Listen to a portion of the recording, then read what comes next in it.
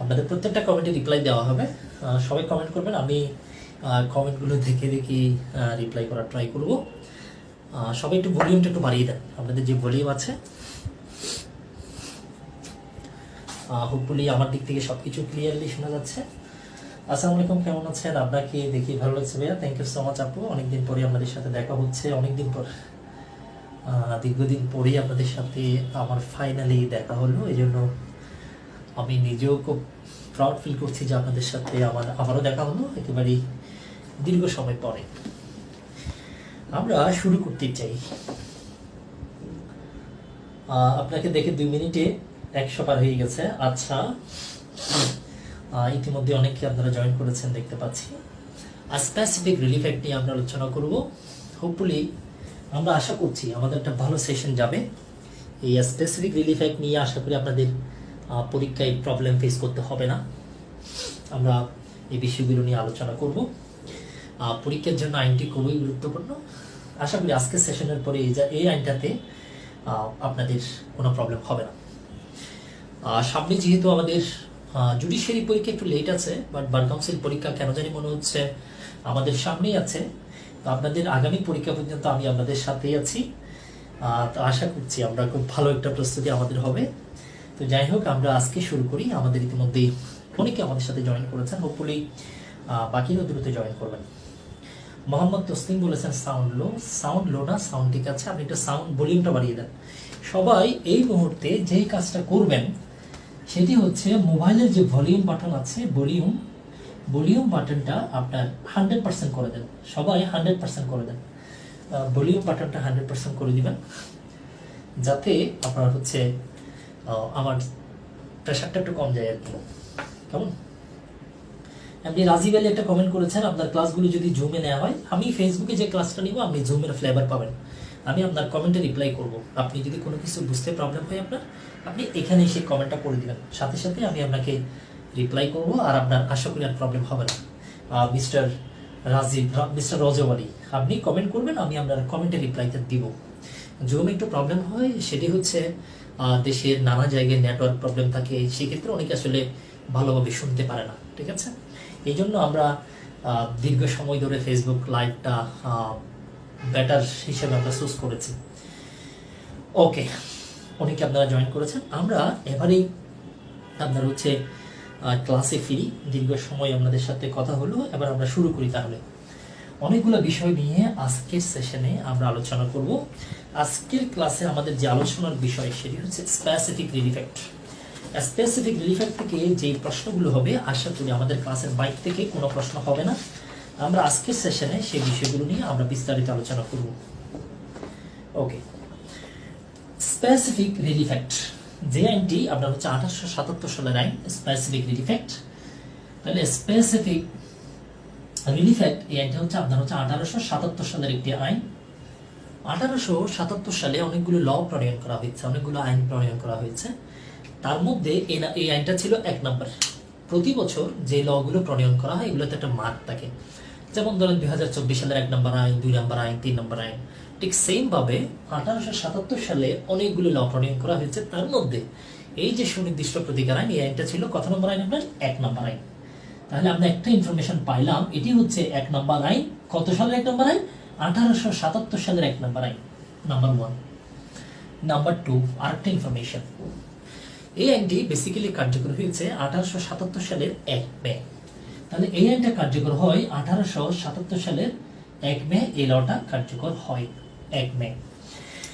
একটা ল যখন পাস হয়, সেক্ষেত্রে লটা কবে কার্যকর হবে এটি কিন্তু আপনার সেই আইনের মধ্যে বলা থাকে। ভালো করে খেয়াল করবেন বিষয়টা, এটাও কিন্তু লয়ের একটা গুরুত্বপূর্ণ বিষয়। এই বিষয়গুলো একটু আমাদেরকে জানতে হবে। তাহলে একটা ল যখন ফাইনালি যখন পাস হয়, সংসদে যখন পাস হয় আপনার, তখন ওই আইনের মধ্যে বলা থাকে যে কি এই আইনটা কবে কার্যকর হবে। যেমন আমরা এই আইনের আর এই স্পেসিফিক রিলিফ অ্যাক্টের যদি 1 নম্বর ধারাটা দেখি, সেখানে বলা আছে এই লটা কার্যকর হবে 1877 সালের 1 মে। ঠিক আছে, তাহলে একটা ল যখন সংসদে যখন পাস হয়, যে তখন আইনটি কবে কার্যকর হবে সেটি কিন্তু আইনের মধ্যে বলা থাকে। আইনের মধ্যে যদি বলা যদি না থাকে, সেই ক্ষেত্রে সরকার গেজেট আকারে বলে দিবে, যে গেজেট আকারে একটা বিজ্ঞপ্তি দিবে, একটা ঘোষণা দিবে, এই লটা এত তারিখ কার্যকর হবে, তখন থেকে এটি কার্যকর বলে ধরে নেওয়া হবে। যেহেতু 1 নম্বর ধারায় বলা হয়েছে এই লটি কার্যকর হবে 1877 সালের 1 মে, তাহলে দুটো ইনফরমেশন। এটি হচ্ছে 1877 সালের যতগুলো ল প্রণয়ন করা হয়েছে তার মধ্যে এটি ছিল 1 নাম্বার। আর একটা হচ্ছে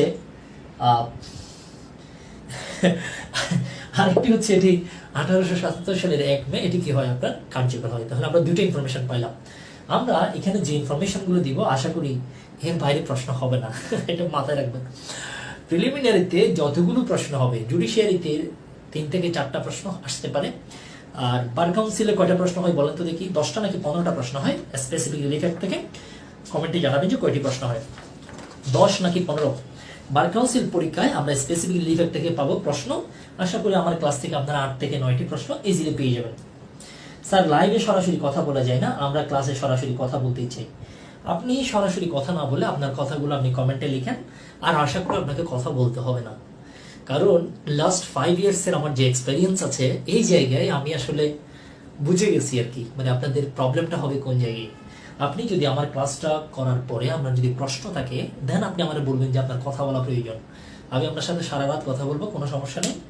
আপনি আমার ক্লাসটা ফেসবুক লাইভে করে ফেলেন, করার পরেও যদি কোনো কনফিউশন থাকে বা আমি যদি কনফিউজড হয়ে যান, সেই ক্ষেত্রে আপনি সরাসরি আমার সাথেও কথা বলতে পারবেন, অথবা আমার যারা গ্রুপের মধ্যে যারা দায়িত্বে আছে 3 জন, আপনি ওনাদের সাথেও কথা বলতে পারবেন।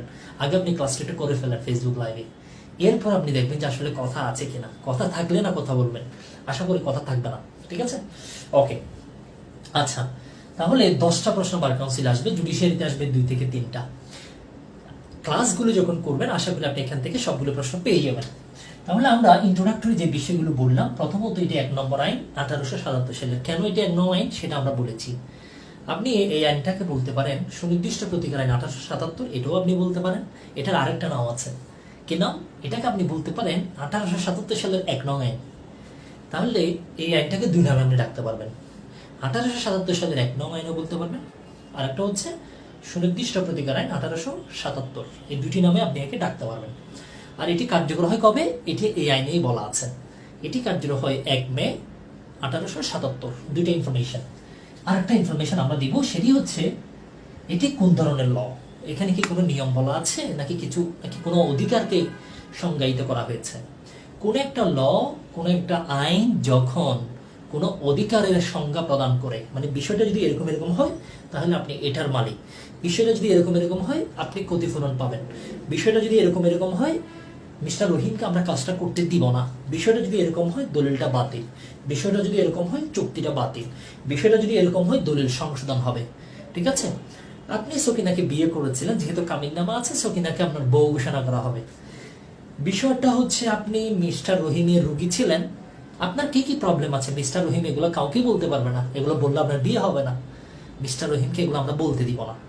এই যে দেখেন অনেকগুলো অধিকারের কথা কি বলা হচ্ছে, সংজ্ঞায়ন করা হচ্ছে, ব্যাখ্যা করা হচ্ছে, অনেকগুলো অধিকার। যে লটা অধিকারকে সংজ্ঞায়িত করে, মানে আপনার কি কি অধিকার আছে সেটা বর্ণনা করে, অথবা কোনো একটা অপরাধকে বর্ণনা করে, চুরি কি জিনিস, ডাকাতি কি, কালপেবল হোমিসাইড কি, তারপরে হচ্ছে আপনার বিশ্বাসভঙ্গ কি, এই ধরনের অসংখ্য অপরাধ, মানহানি কি, অপরাধ অথবা অধিকার যদি কোনো একটা ল যদি সংজ্ঞায়িত করে বর্ণনা করে, সেইটাকে আমরা বলি সাবস্ট্যান্টিভ ল, সেটাকে আমরা বলি সাবস্ট্যান্টিভ ল, অথবা এটাকে আমরা মূল আইনও বলি, সাবস্ট্যান্টিভ ল অথবা মূল আইন। আবার আর কিছু ল আছে যেগুলোতে আপনি পাবেন হচ্ছে আপনার পদ্ধতি পাবেন, কিভাবে আপনি আপিল করবেন, কিভাবে রিভিশন করবেন, কিভাবে মামলা করবেন, কিভাবে আদায় করবেন, কিভাবে যাবেন, মানে কিভাবে সব রুলস। তাহলে লকে আমরা 2 ভাগে ভাগ করতে পারি, একটা হচ্ছে সাবস্ট্যান্টিভ ল আর একটা হচ্ছে প্রসিডিউরাল ল, পদ্ধতিগত আইন। এই যে স্পেসিফিক রিলিফ অ্যাক্ট আমরা পড়বো, এখানে কোনো পদ্ধতি আমরা দেখবো না, সবগুলো দেখবো হচ্ছে অধিকার। এই জন্য এটা হচ্ছে সাবস্ট্যান্টিভ ল। 3টা ইনফরমেশন আমরা দিয়েছি, বলেন তো কয়টা কি কি দিয়েছি আমরা? 3টা। একটা হচ্ছে এটি কত নম্বর আইন এবং এটি কত সালের আইন, কত সালের কত নম্বর আইন সেটা আমরা বলেছি। 2 নম্বরে আমরা বলেছি এটি কবে কার্যকর হয়েছে। 3 নম্বরে আমরা বলেছি দিস ইজ দ্য সাবস্ট্যান্টিভ ল। 3টা ইনফরমেশন আমরা দিয়েছি। ওকে, এবার এবার আমরা এই জায়গার মধ্যে আরো কিছু বিষয় নিয়ে আমরা বলবো, আশা করি এর বাইরে আমরা প্রশ্ন আমাদের হবে না। আচ্ছা, এখানে কয়টা ল আছে, কয়টা ধারা আছে, কয়টা ধারা আছে এগুলো পরীক্ষা আসে না, ঠিক আছে? যদিও আমরা 57টা ধারা এখানে দেখব, কিন্তু পরীক্ষায় প্রশ্নটা আসে না। না আসার পিছনে কারণ আছে, কারণটা আমি বলবো না। কারণ আছে যে এখানে অনেকগুলো ধারা নতুন করে যুক্ত করা হয়েছে, ঠিক আছে? যেমন 21 একটা ধারা আছে, কিন্তু 21-এর আরেকটা ধারা আছে। আবার 45, 46, 47, 48, 49, 50, 51 এই ধারাগুলো কিন্তু আইনে নাই। তাহলে এখানে 57টা কিভাবে হয়? এই জন্য এই আইনের মধ্যে মোট কয়টা ধারা আছে এগুলো পরীক্ষা আসে না। তাহলে আমরা 3টা ইনফরমেশন এখান থেকে পাইলাম। আচ্ছা, এই ল এর মধ্যে আমরা দেখব অনেকগুলো অধিকারের কথা বলা আছে। কোনটা কোনটা আমরা পাবো সেই বিষয়গুলো এখানে বলা আছে। এই অধিকারগুলোকে আমরা দুই ভাগে ভাগ করব। কিছু অধিকার আছে, কিছু অধিকার আছে, মামলা আছে, বিষয় আছে যেগুলো আদালতের স্বেচ্ছাধীন ক্ষমতা আদালত প্রয়োগ করতে পারবে, ডিসক্রিশনারি পাওয়ার প্রয়োগ করতে পারবে। এগুলো কিভাবে আপনাকে দেওয়া হবে, এগুলো কিভাবে চলবে, এটা নিয়ে ডিটেলসে কিছু বলা নেই। কিন্তু আদালত তার বিবেচনাবোধ জুডিশিয়ারিতে একটা বিষয় যখন বিচার করবে, সেখানে অনেকগুলো প্রিন্সিপাল আছে, অনেকগুলো নিয়ম আছে, নিয়ম নীতি, জাস্টিস, ইকুইটি সব কিছু বিবেচনা করার ক্ষমতা আদালতকে এই আইনের মধ্যে কিছু জায়গায় দিয়েছে, আর কিছু জায়গায় কিন্তু আইন মেনে চলতে হবে। দুইটা জায়গায় আদালত স্বেচ্ছাধীন ক্ষমতা এখানে প্রয়োগ করতে পারবে না। কয়টা জায়গায় বলেছি? দুটি জায়গায় আদালত তার যে ডিসক্রিশনারি পাওয়ার আছে, ডিসক্রিশনারি পাওয়ার, স্বেচ্ছাধীন ক্ষমতা, যেটাকে এটাকে আমরা বলি স্বেচ্ছাধীন ক্ষমতা আমরা বলি, দুইটা জায়গায় কোর্ট প্রয়োগ করবে না, বাকিগুলোতে আদালত প্রয়োগ করবে। কোনটাতে প্রয়োগ করবে না? একটা হচ্ছে ধারা 8 আর একটা হচ্ছে ধারা 9। কেমন? এই দুইটাতে প্রয়োগ করবে না। এসআর অ্যাক্টের মধ্যে আর বাকি যা যা আছে এই দুইটা ধারার মধ্যে এগুলো হচ্ছে অধিকারের কথা বলা আছে। কি কি অধিকার আমরা একটু করে দেখবো। মানে আদালত স্বেচ্ছাধীন ক্ষমতা এই জায়গায় প্রয়োগ করতে পারবে না, যেরকম আছে সেরকম দিতে হবে, ঠিক আছে? যেরকম আছে সেরকম, এখানে এক্সট্রা কিছু করার সুযোগ নেই। এর বাইরে অনেকগুলো ধারা আমরা দেখবো যেগুলোতে আদালত ডিসক্রিশনারি পাওয়ার বা স্বেচ্ছাধীন ক্ষমতা প্রয়োগ করতে পারবে। এই দুটার বাইরেও কিন্তু অনেকগুলো জায়গায় এখানে অধিকারকে সংজ্ঞায়িত করা হয়েছে। আমরা এই দুটা কেন লিখলাম? কারণ এই দুটা জায়গায় অধিকার আছে, এই দুটা জায়গায় আমরা মামলা করতে পারি। তাহলে এই দুটা জায়গায় যখন আমরা মামলা করব, আদালত ডিসক্রিশনারি পাওয়ার বা স্বেচ্ছাধীন ক্ষমতা এখানে অ্যাপ্লাই করবে না। কিন্তু আমরা আরো অনেক জায়গায় মামলা করবো এই আইনের। যেমন আমরা 12 ধারায় মামলা করব, তারপরে হচ্ছে 31 ধারায় মামলা করব, 35-এ মামলা করব, 39-এ মামলা করব, 42-এ মামলা করব, আমরা 52 ধারায় মামলা করব, আমরা 55 ধারায় মামলা করব।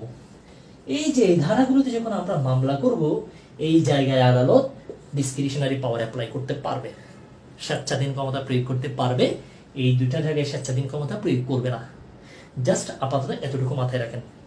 এই যে আমরা এতক্ষণ পর্যন্ত যে বিষয়গুলো বললাম, এখানে আমরা 3টে ইনফরমেশন দিয়েছি, আর এখানে একটা ইনফরমেশন দিয়েছি, মোট 4টে ইনফরমেশন দিয়েছি। এতটুকু পর্যন্ত ক্লিয়ার কিনা কমেন্টে জানাবেন। আর না বুঝলে অবশ্যই কমেন্ট করবেন, আমি আপনার কমেন্টে রিপ্লাই করব।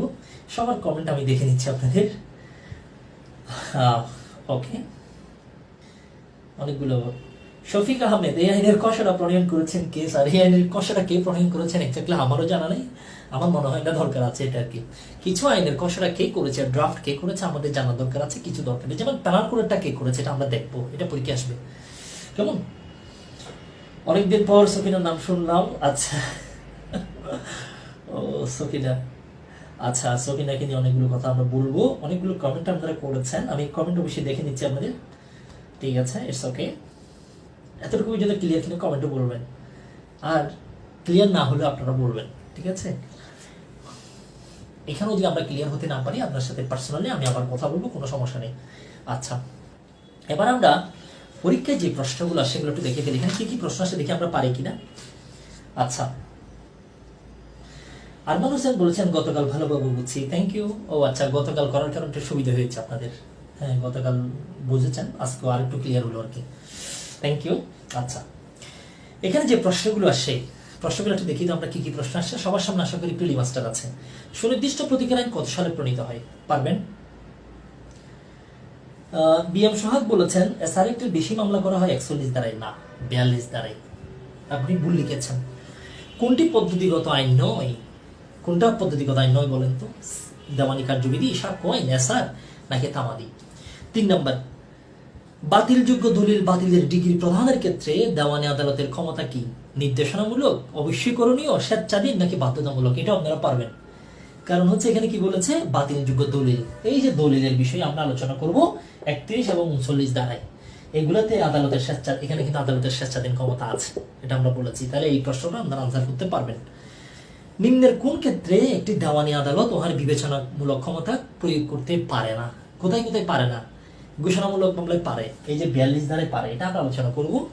তারপরে হচ্ছে স্থায়ী নিষেধাজ্ঞায় পারবে, এই যে 52 ধারায় আমরা আলোচনা করব। দলিল সংশোধনের ক্ষেত্রে পারবে, 41 ধারায় আমরা আলোচনা করব। কিন্তু অগ্রক্রয়ের বিষয়গুলো এখানে নাই, তার মানে ওইটাই হচ্ছে আনসার। ওই জায়গায় আদালত বিবেচনামূলক ক্ষমতা, স্বেচ্ছাধীন ক্ষমতা, ডিসক্রিশনারি পাওয়ার অ্যাপ্লাই করবে না। ওকে, আচ্ছা, ওকে, আশা করি এতটুকু পর্যন্ত আপনাদের ক্লিয়ার। এবার আমরা আরেকটা জায়গায় যাব যেটা আমাদের জন্য গুরুত্বপূর্ণ। চলুন আরেকটা জায়গায় যাই। সবাই ক্লাসে মনোযোগ রাখবেন, ইনশাল্লাহ ক্লাসের পড়া ক্লাসে শেষ, এর বাইরে কোনো পড়াশোনা করার দরকার হবে না। স্যারেক্টে আমি যে ক্লাসে যে বিষয়গুলো পড়াবো 1 ঘন্টার মতো আমরা যে পড়াশোনাটা করবো, ইটস এনাফ প্রিলিমিনারির জন্য, এর বাইরে পড়াশোনা নেই। আর আপাতত কেউ লিখিয়েন না, খাতার মধ্যে কি লেখালেখি শুরু করেছেন কেউ? একটু কমেন্টে জানাবেন যে কেউ লিখছেন কিনা, ঠিক আছে?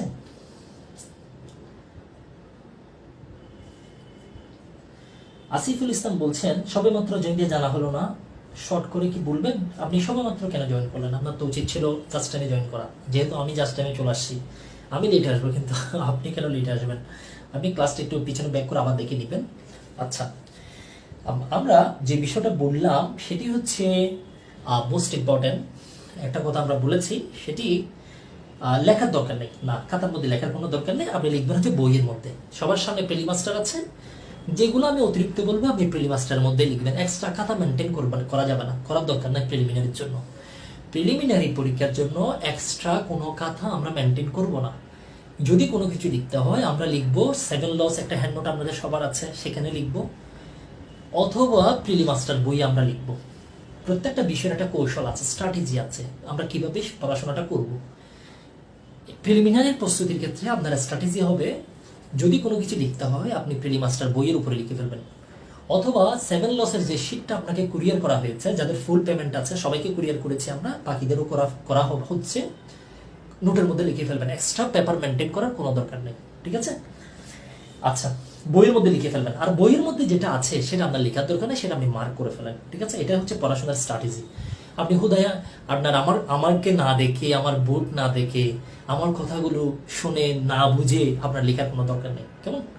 এটা লিখতে হবে না, আপনাকে এটা বুঝতে হবে, ঠিক আছে? এগুলো লেখা আছে, সবকিছু প্রিলি মাস্টার বইয়ে লেখা আছে, সবকিছু আপনার হচ্ছে 7 লসের মধ্যে লেখা আছে, আপনাকে জাস্ট একটু বুঝতে হবে, কেমন? আচ্ছা, জিলুর রহমান যুক্ত হয়েছে শেরপুর থেকে, আপনাদের জন্য অনেক অনেক দোয়া। আমরা সারা বাংলাদেশের মানুষই দোয়া করছি আপনাদের জন্য।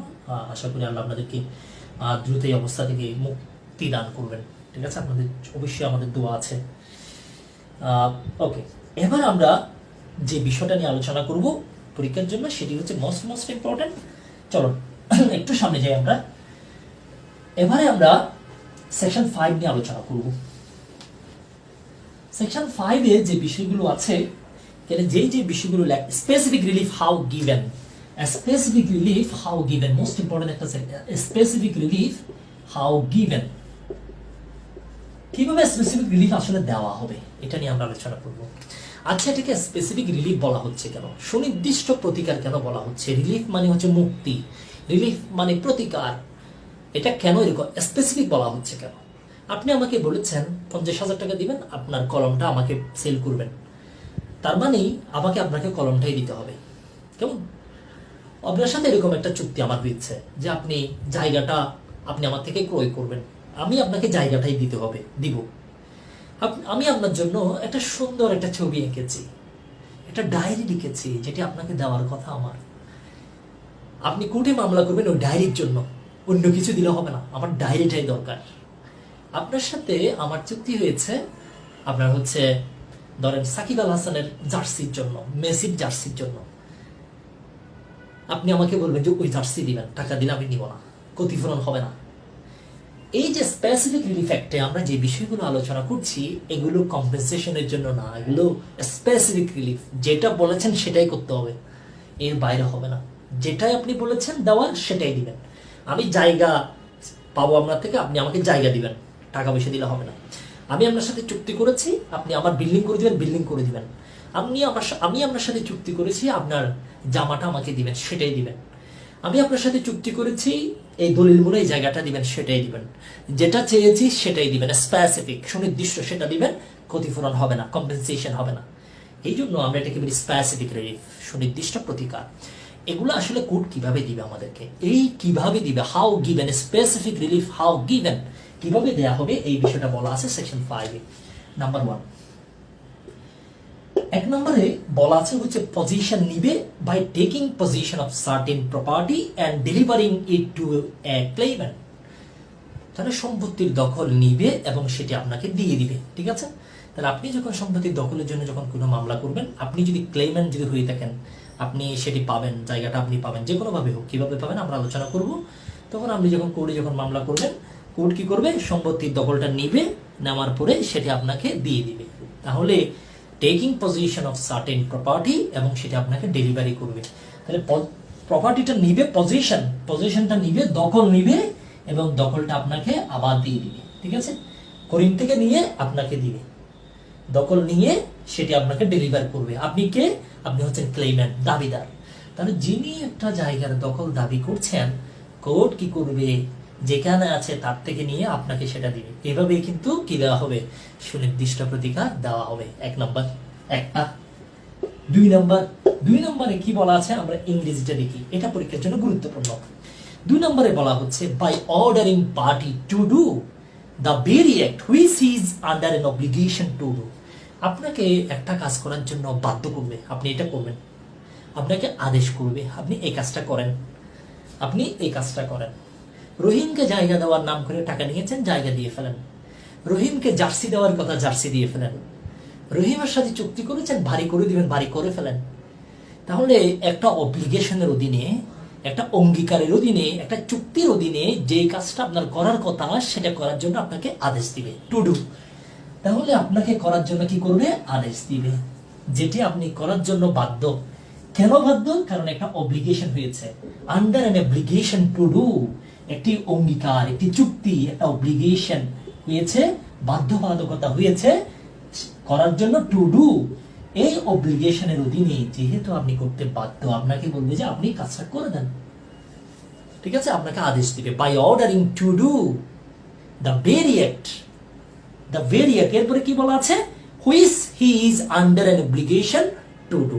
আপনি করতে বাধ্য, আপনাকে বলবো আপনি এটা করেন, আপনি তাকে জায়গাটা বিক্রি করে ফেলেন, করে দেন। 2 নম্বর। 3 নম্বরে আপনাকে করতে দিবে না, প্রিভেন্ট করবে। কারণ একটা চুক্তি হয়েছে যেটার অধীনে আপনি সেটা করতে পারেন না, নট টু ডু। আপনি আমি আপনার ডাক্তার, সেই হিসেবে আপনার বডিতে কি কি প্রবলেম আছে এটা আমি কাউকে বলতে পারবো না, কারণ আপনার মধ্যে আমার মধ্যে একটা চুক্তি হয়ে গেছে। একজন ডাক্তার এবং রোগীর মধ্যে একটা চুক্তি আছে, কিছু লিখিত কিছু অলিখিত। রোগীর কি কি সমস্যা এটা বাইরে বলা যাবে না। একজন লয়ার তার ক্লায়েন্টের কি কি সমস্যা আছে বাইরে বলতে পারবে না।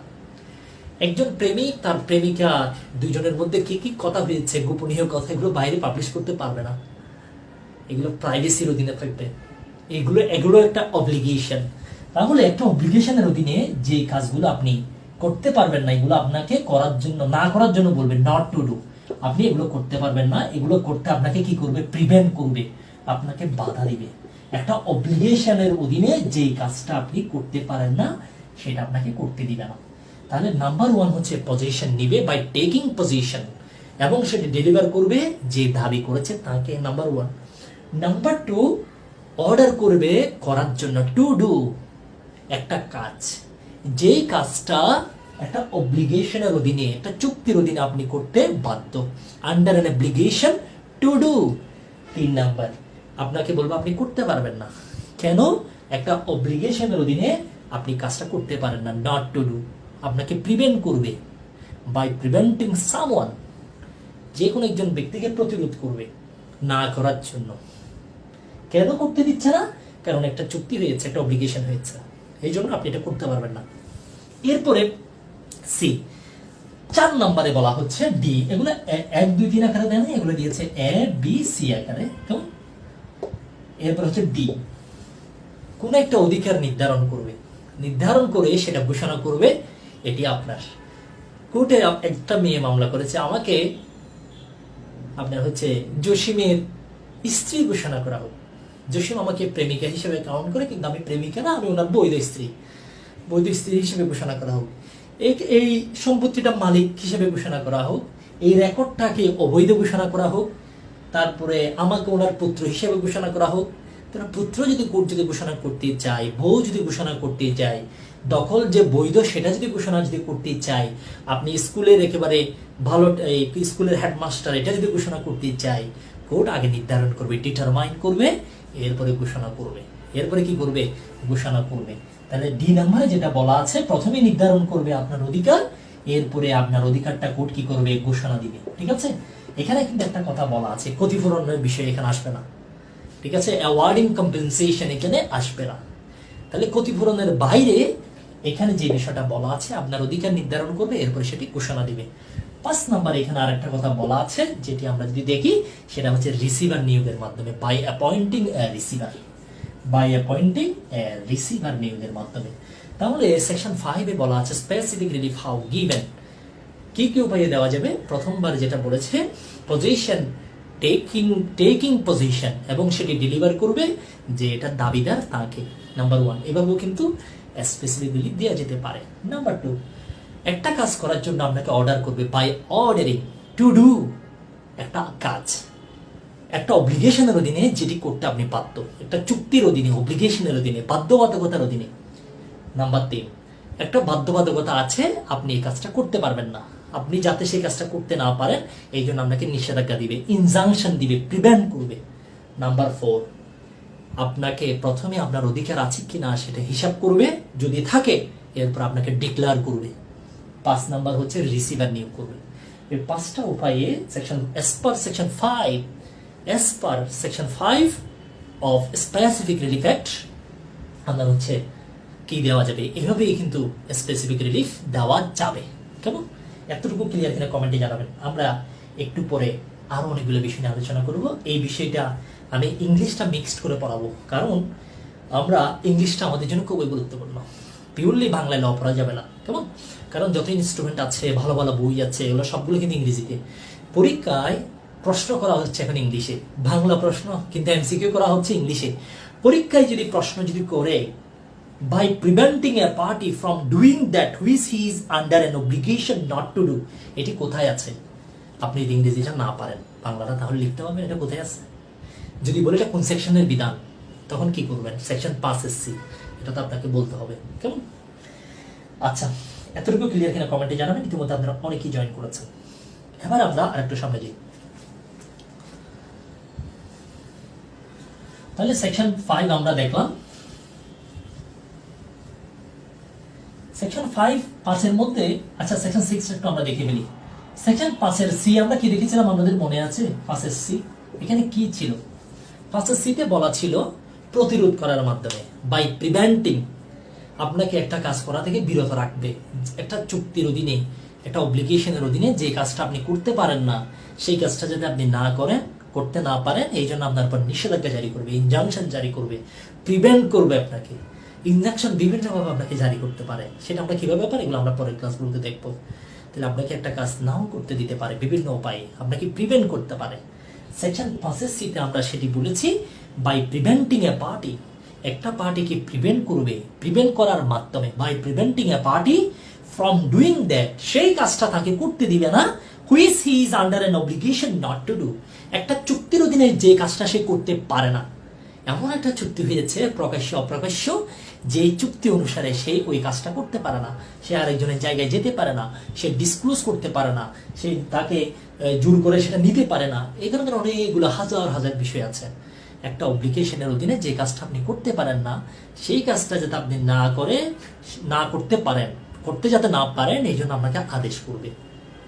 এই আদেশটা করার মাধ্যমে আপনাকে প্রতিরোধ করবে, by preventing a party from doing that act under which, আপনার হচ্ছে under an obligation not to do, একটা চুক্তির অধীনে যেটা আপনি করতে পারেন না। এই যে ফাঁসের সিতে এই কথাটা বলা আছে, এই ফাঁসের সির এই কথাটাকে বলা হয় প্রিভেন্টিভ রিলিফ।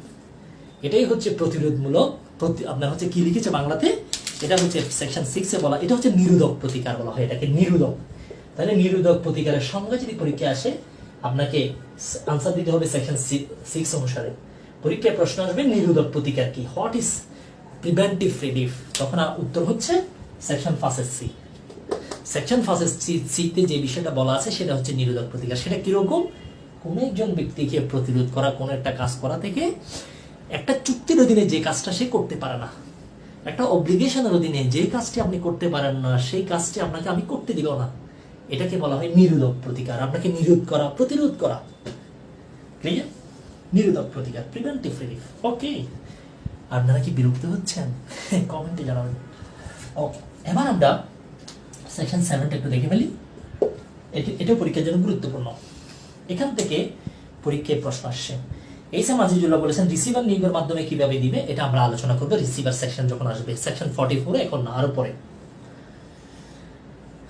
2023 প্রশ্নটা আসছে, ইয়েস 2023 প্রশ্নটা পরীক্ষা কিন্তু ইতিমধ্যে চলে আসছে।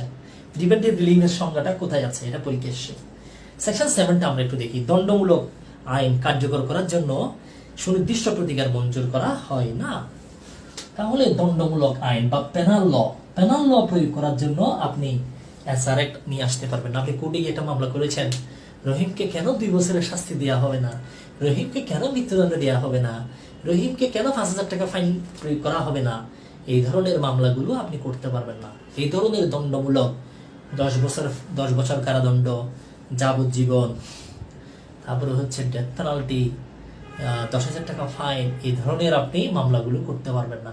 এই আইন প্রয়োগ করে আপনার ওই দণ্ডমূলক শাস্তিটা কোর্ট প্রয়োগ করবে না, কোর্ট প্রদান করবে না।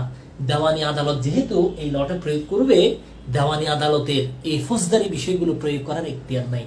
এই জন্য ফৌজদারি বিষয়ে, পেনাল বিষয়ে, দণ্ডমূলক বিষয়ে আপনি এই এসআর অ্যাক্ট নিয়ে আসতে পারবেন না। সেকশন 7 পরীক্ষায় প্রশ্ন আসছে। পরীক্ষায় একটা প্রশ্ন আসছে, সুনির্দিষ্ট প্রতিকার মঞ্জুর করা যায় না কোন ক্ষেত্রে? সিম্পল প্রশ্ন, উত্তর কি দিছে আপনি দেখেন তো। কোন পক্ষকে কোনো বেআইনি কাজ করা থেকে বাধিত করার জন্য এটা পারবে, এটা একটু আগে আমরা দেখেছি সেকশন 5 সিতে। 2 নম্বর আংশিক চুক্তি পালন, এটা আমরা একটু পরে দেখব। শুধুমাত্র দণ্ড সংক্রান্ত আইন বলবৎ করার জন্য, সম্পত্তির দখল, এই যে দণ্ড, তাহলে দণ্ড সংক্রান্ত আইন প্রয়োগ করার জন্য আপনি এসআর অ্যাক্ট নিয়ে আসতে পারবেন না। Okay, thank you so much. Class যদি বুঝতে প্রবলেম হয়, ক্লাস যদি মাথার উপর দিয়ে চলে যায়, ঠিক আছে, সেক্ষেত্রে আমরা ক্লাসের সিস্টেমটা চেঞ্জ করব। আর ক্লাস করার সময় শুধুমাত্র বইয়ে লিখবেন, আর 7 নোটসে লিখবেন, আলাদা করে লেখার দরকার নেই। আমি যা বলছি আপনি এগুলো মাথায় নিয়ে আসবেন। তার সাথে যখন আমার দেখা হয়, কি সুন্দর তার হাসি, আমার এখনো মনে পড়ে। এত সুন্দর নিখুঁত মানুষ কেমন হইতে পারে, এটা আমার এখনো মনে আছে। তাকে দেখেছিলাম প্রথম দেখায়, সে অনেক বছর আগের কথা। এটা তো আমি কখনোই মুখস্থ করি নাই, আমি বাসায় এসে মুখস্থ করেছিলাম। কত কিউট, এটা কত কিউট হইতে পারে, এত সুন্দর হাসি, কত সুন্দর হাসি, কত সুন্দর হাসি, কত কিউট, কত কিউট, ওয়াও, কত কিউট, কত কিউট, কত সুন্দর হাসি, কত সুন্দর হাসি। এটা তো আমি জীবনে একবারও পড়ি নাই। ওই যে তাকে একবার দেখেছিলাম, এটা আমার এখনো মনে আছে। আমরা লটাও ঠিক সেম ওয়েতে পড়বো, এটা আমরা মাথায় নিয়ে ফেলবো, তাহলে এটা আমাদের মাথায় থাকবে, এটা আমাদের মুখস্থ করতে হবে না। আপনি মুখস্থ ওয়েতে যাবেন না, ঠিক আছে? এটা এভাবেই তাকে দেখার মতো, তাকে দেখে যেভাবে মনে রেখেছি, তার এখানে একটা তেল ছিল, এটা এখনো আমার মনে আছে। কেন? কারণ হচ্ছে দুনিয়ার সকল আলো, সকল ফোকাস এসে পড়েছিল তার চেহারায়। ঠিক আজকের এই লতে আমাদের যে কনসেন্ট্রেশন, আমাদের যে ফোকাস, এটা এখানেই থাকবে। আশা করি পরে আমরা এটা বলবো। সোমাইয়া ইয়াসমিন কমেন্ট করেছে, ওর নামটা বললাম, হচ্ছে আমার ফ্রেন্ড, আমরা একসাথে ইউনিভার্সিটিতে পড়াশোনা করেছি। স্যারের রিয়েল লাইফের এক্সাম্পল বলে দিল। সোমাইয়া ইয়াসমিন হচ্ছে আমার ফ্রেন্ড, আমরা একই সাথে চট্টগ্রাম ইউনিভার্সিটিতে লতে পড়াশোনা করেছি। আমার বান্ধবী জুডিশিয়ারির জন্য পড়াশোনা করছে, সে নিজে একজন অ্যাডভোকেট। আমার বান্ধবী খুবই ভালো মেয়ে, তার গালে তিল ছিল। এমনি সাজু বক্সি কমেন্ট করেছেন, আর অনেকেই লাল শাড়ি না, উনি হলুদ শাড়ি পরেছিলেন। তখন হলুদ, পরে হলুদ শাড়ি পরেছেন, তখন ওনার জামাটা ছিল কিরকম, ওই জামাটা ছিল একটা হলুদ কালার, হলুদ ওই যে আপনার কিছু ফুল আছে হলুদ ফুল, এগুলোকে কি ফুল বলে আমি বলে গেছি, ওরকম। তাহলে আপনার লটা আসলে ওভাবে পড়ুন। আপনারা হুদে একটা প্যারানিয়ান না, অনেকেই খুব প্যানিক হয়ে যায়, ও মাই গড মনে থাকে না মনে থাকে না। আপনি মনের কেন রাখবেন আমাকে সেটা বলেন তো। এই সেকশন 5 এটি 1 নম্বর আইন, 1 নম্বরে 18 সুনির্দিষ্ট প্রতিকার আইন, সুনির্দিষ্ট প্রতিকার আইন 1877, এটি 1 নম্বর আইন, 1877 1 নম্বর আইন, এটি কার্যকর হয় কবে, এটি একই কার্যকর হয়, এটি একটি সাবস্ট্যান্টিভ না মূল আইন। এখানে অধিকারকে সংজ্ঞায়ন করা হয়েছে, অধিকারের সংজ্ঞায়ন করা হয়েছে। এখানে 57টা ধারা আছে, অনেকগুলো ধারা, বুঝতে পারছি না 57 নাকি আরো বেশি নাকি কম হইতে পারে, কারণ এখানে দেখলাম যে 45 46 47 48 এগুলো একটাও নাই। তাহলে 57টা কেমনে ফিল আপ হয়, 1 থেকে 57 যোগ করলে হচ্ছে না। স্বেচ্ছাধীন ক্ষমতা বলে হবে না, 2টা 8 এবং 9, বাকিগুলো জানি না। এরপরে হচ্ছে সেকশন 5 দেখলাম আমরা, 5 ধরনের রিলিফ দেওয়া হচ্ছে। 6তে কি বলা আছে, প্রিভেন্টিভ রিলিফ কি সাথে বলা আছে, প্যানাল সেকশন এনফোর্স করা যাবে না, এখন মুখস্থ করতে হবে না, এটা অটো মুখস্থ হবে। সোনালো ফুল, আচ্ছা তো আমরা অটো মুখস্থ হবে, তো আপনারা হোদায় প্যারা নেওয়ার কোনো দরকার নেই। এবার আমরা মোস্ট ইম্পর্টেন্ট সেকশনগুলো দেখবো, সেটি হচ্ছে সেকশন 8 এবং 9। তো আপনারা যে হারে প্যারা নিচ্ছেন এটা তো আমি নিজেও সারপ্রাইজ হয়ে যাচ্ছি। এবার আমরা আলোচনা করব সেকশন আপনার হচ্ছে 8, মোস্ট ইম্পর্টেন্ট। ওকে, সেকশন 8 এর বিষয়টা গুরুত্বপূর্ণ। সেকশন 8 এর একটু হেডলাইনটা আমরা একটু দেখে ফেলি।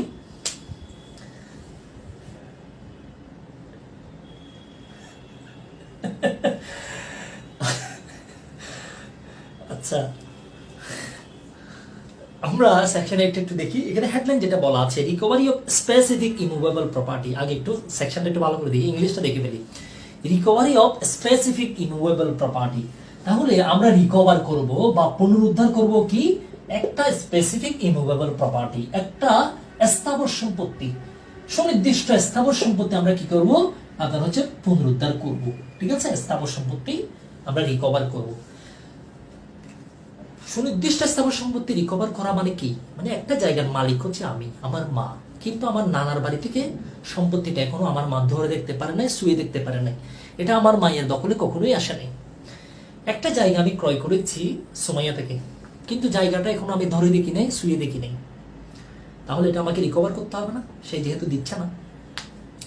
একটা জায়গা আমাকে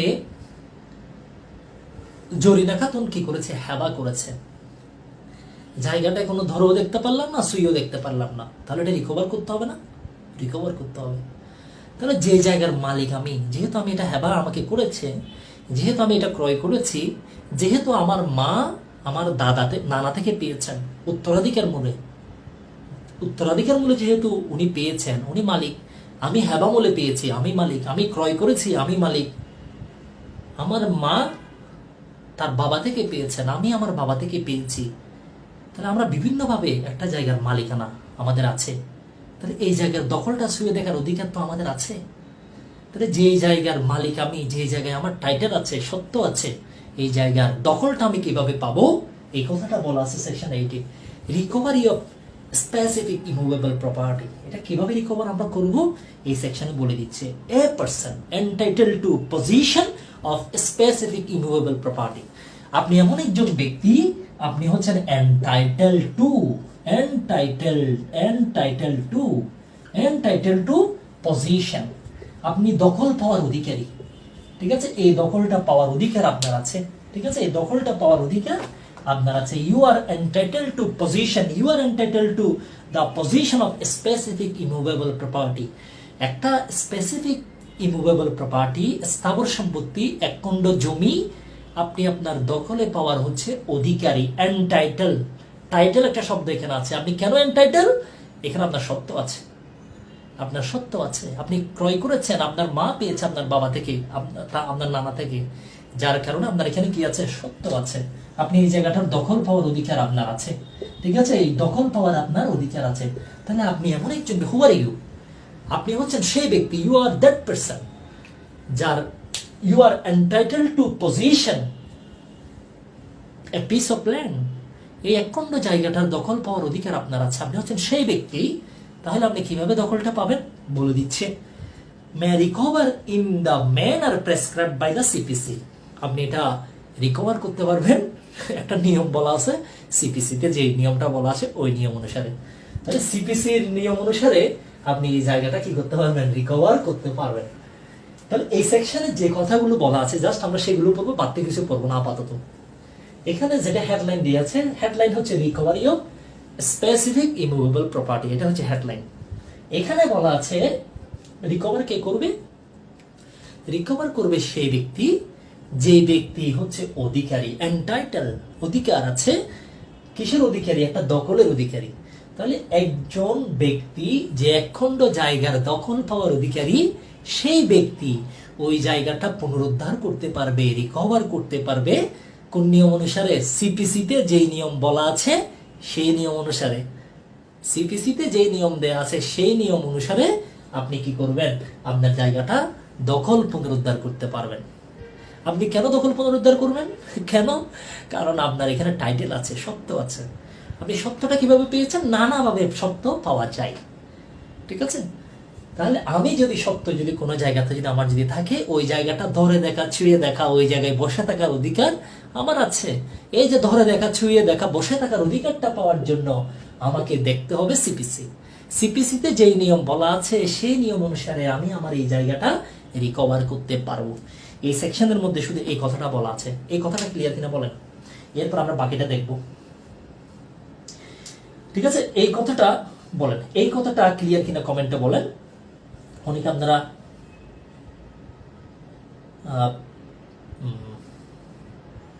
আচ্ছা, আপনারা কমেন্ট বেশি করিয়েন না, আমরা এখানে থাকবো। আর বেশি প্যারা নেওয়া যাবে না, বেশি সিরিয়াস হওয়ার দরকার নেই। বেশি সিরিয়াস হলে মাথার উপর দিয়ে যাবে।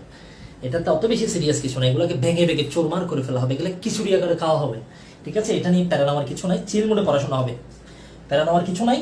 যত ক্লাসটা শুধু ফোকাস করেন। এতটুকু পর্যন্ত ক্লিয়ার কিনা বলেন।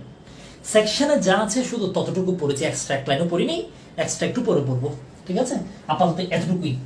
তাহলে সেকশন 8টাকে আরো সামারি করে ফেলবো। এখানে আসলে কি কি তারা লিখেছে, হেডলাইন যেটা লিখেছে সেখানে বলা আছে আপনার হচ্ছে recovery of specific immovable property, স্থাবর সম্পত্তি, একখণ্ড জমি, একখণ্ড আপনার হচ্ছে জমি, একখণ্ড জমি পুনরুদ্ধারের নিয়ম, স্থাবর সম্পত্তি, ইমুভেবল প্রপার্টির কথা বলা আছে। তাহলে আপনি, you are that person, a person মানে আপনি, একজন ব্যক্তি এই ধরনের প্রপার্টিটা সে রিকভার করতে পারবে।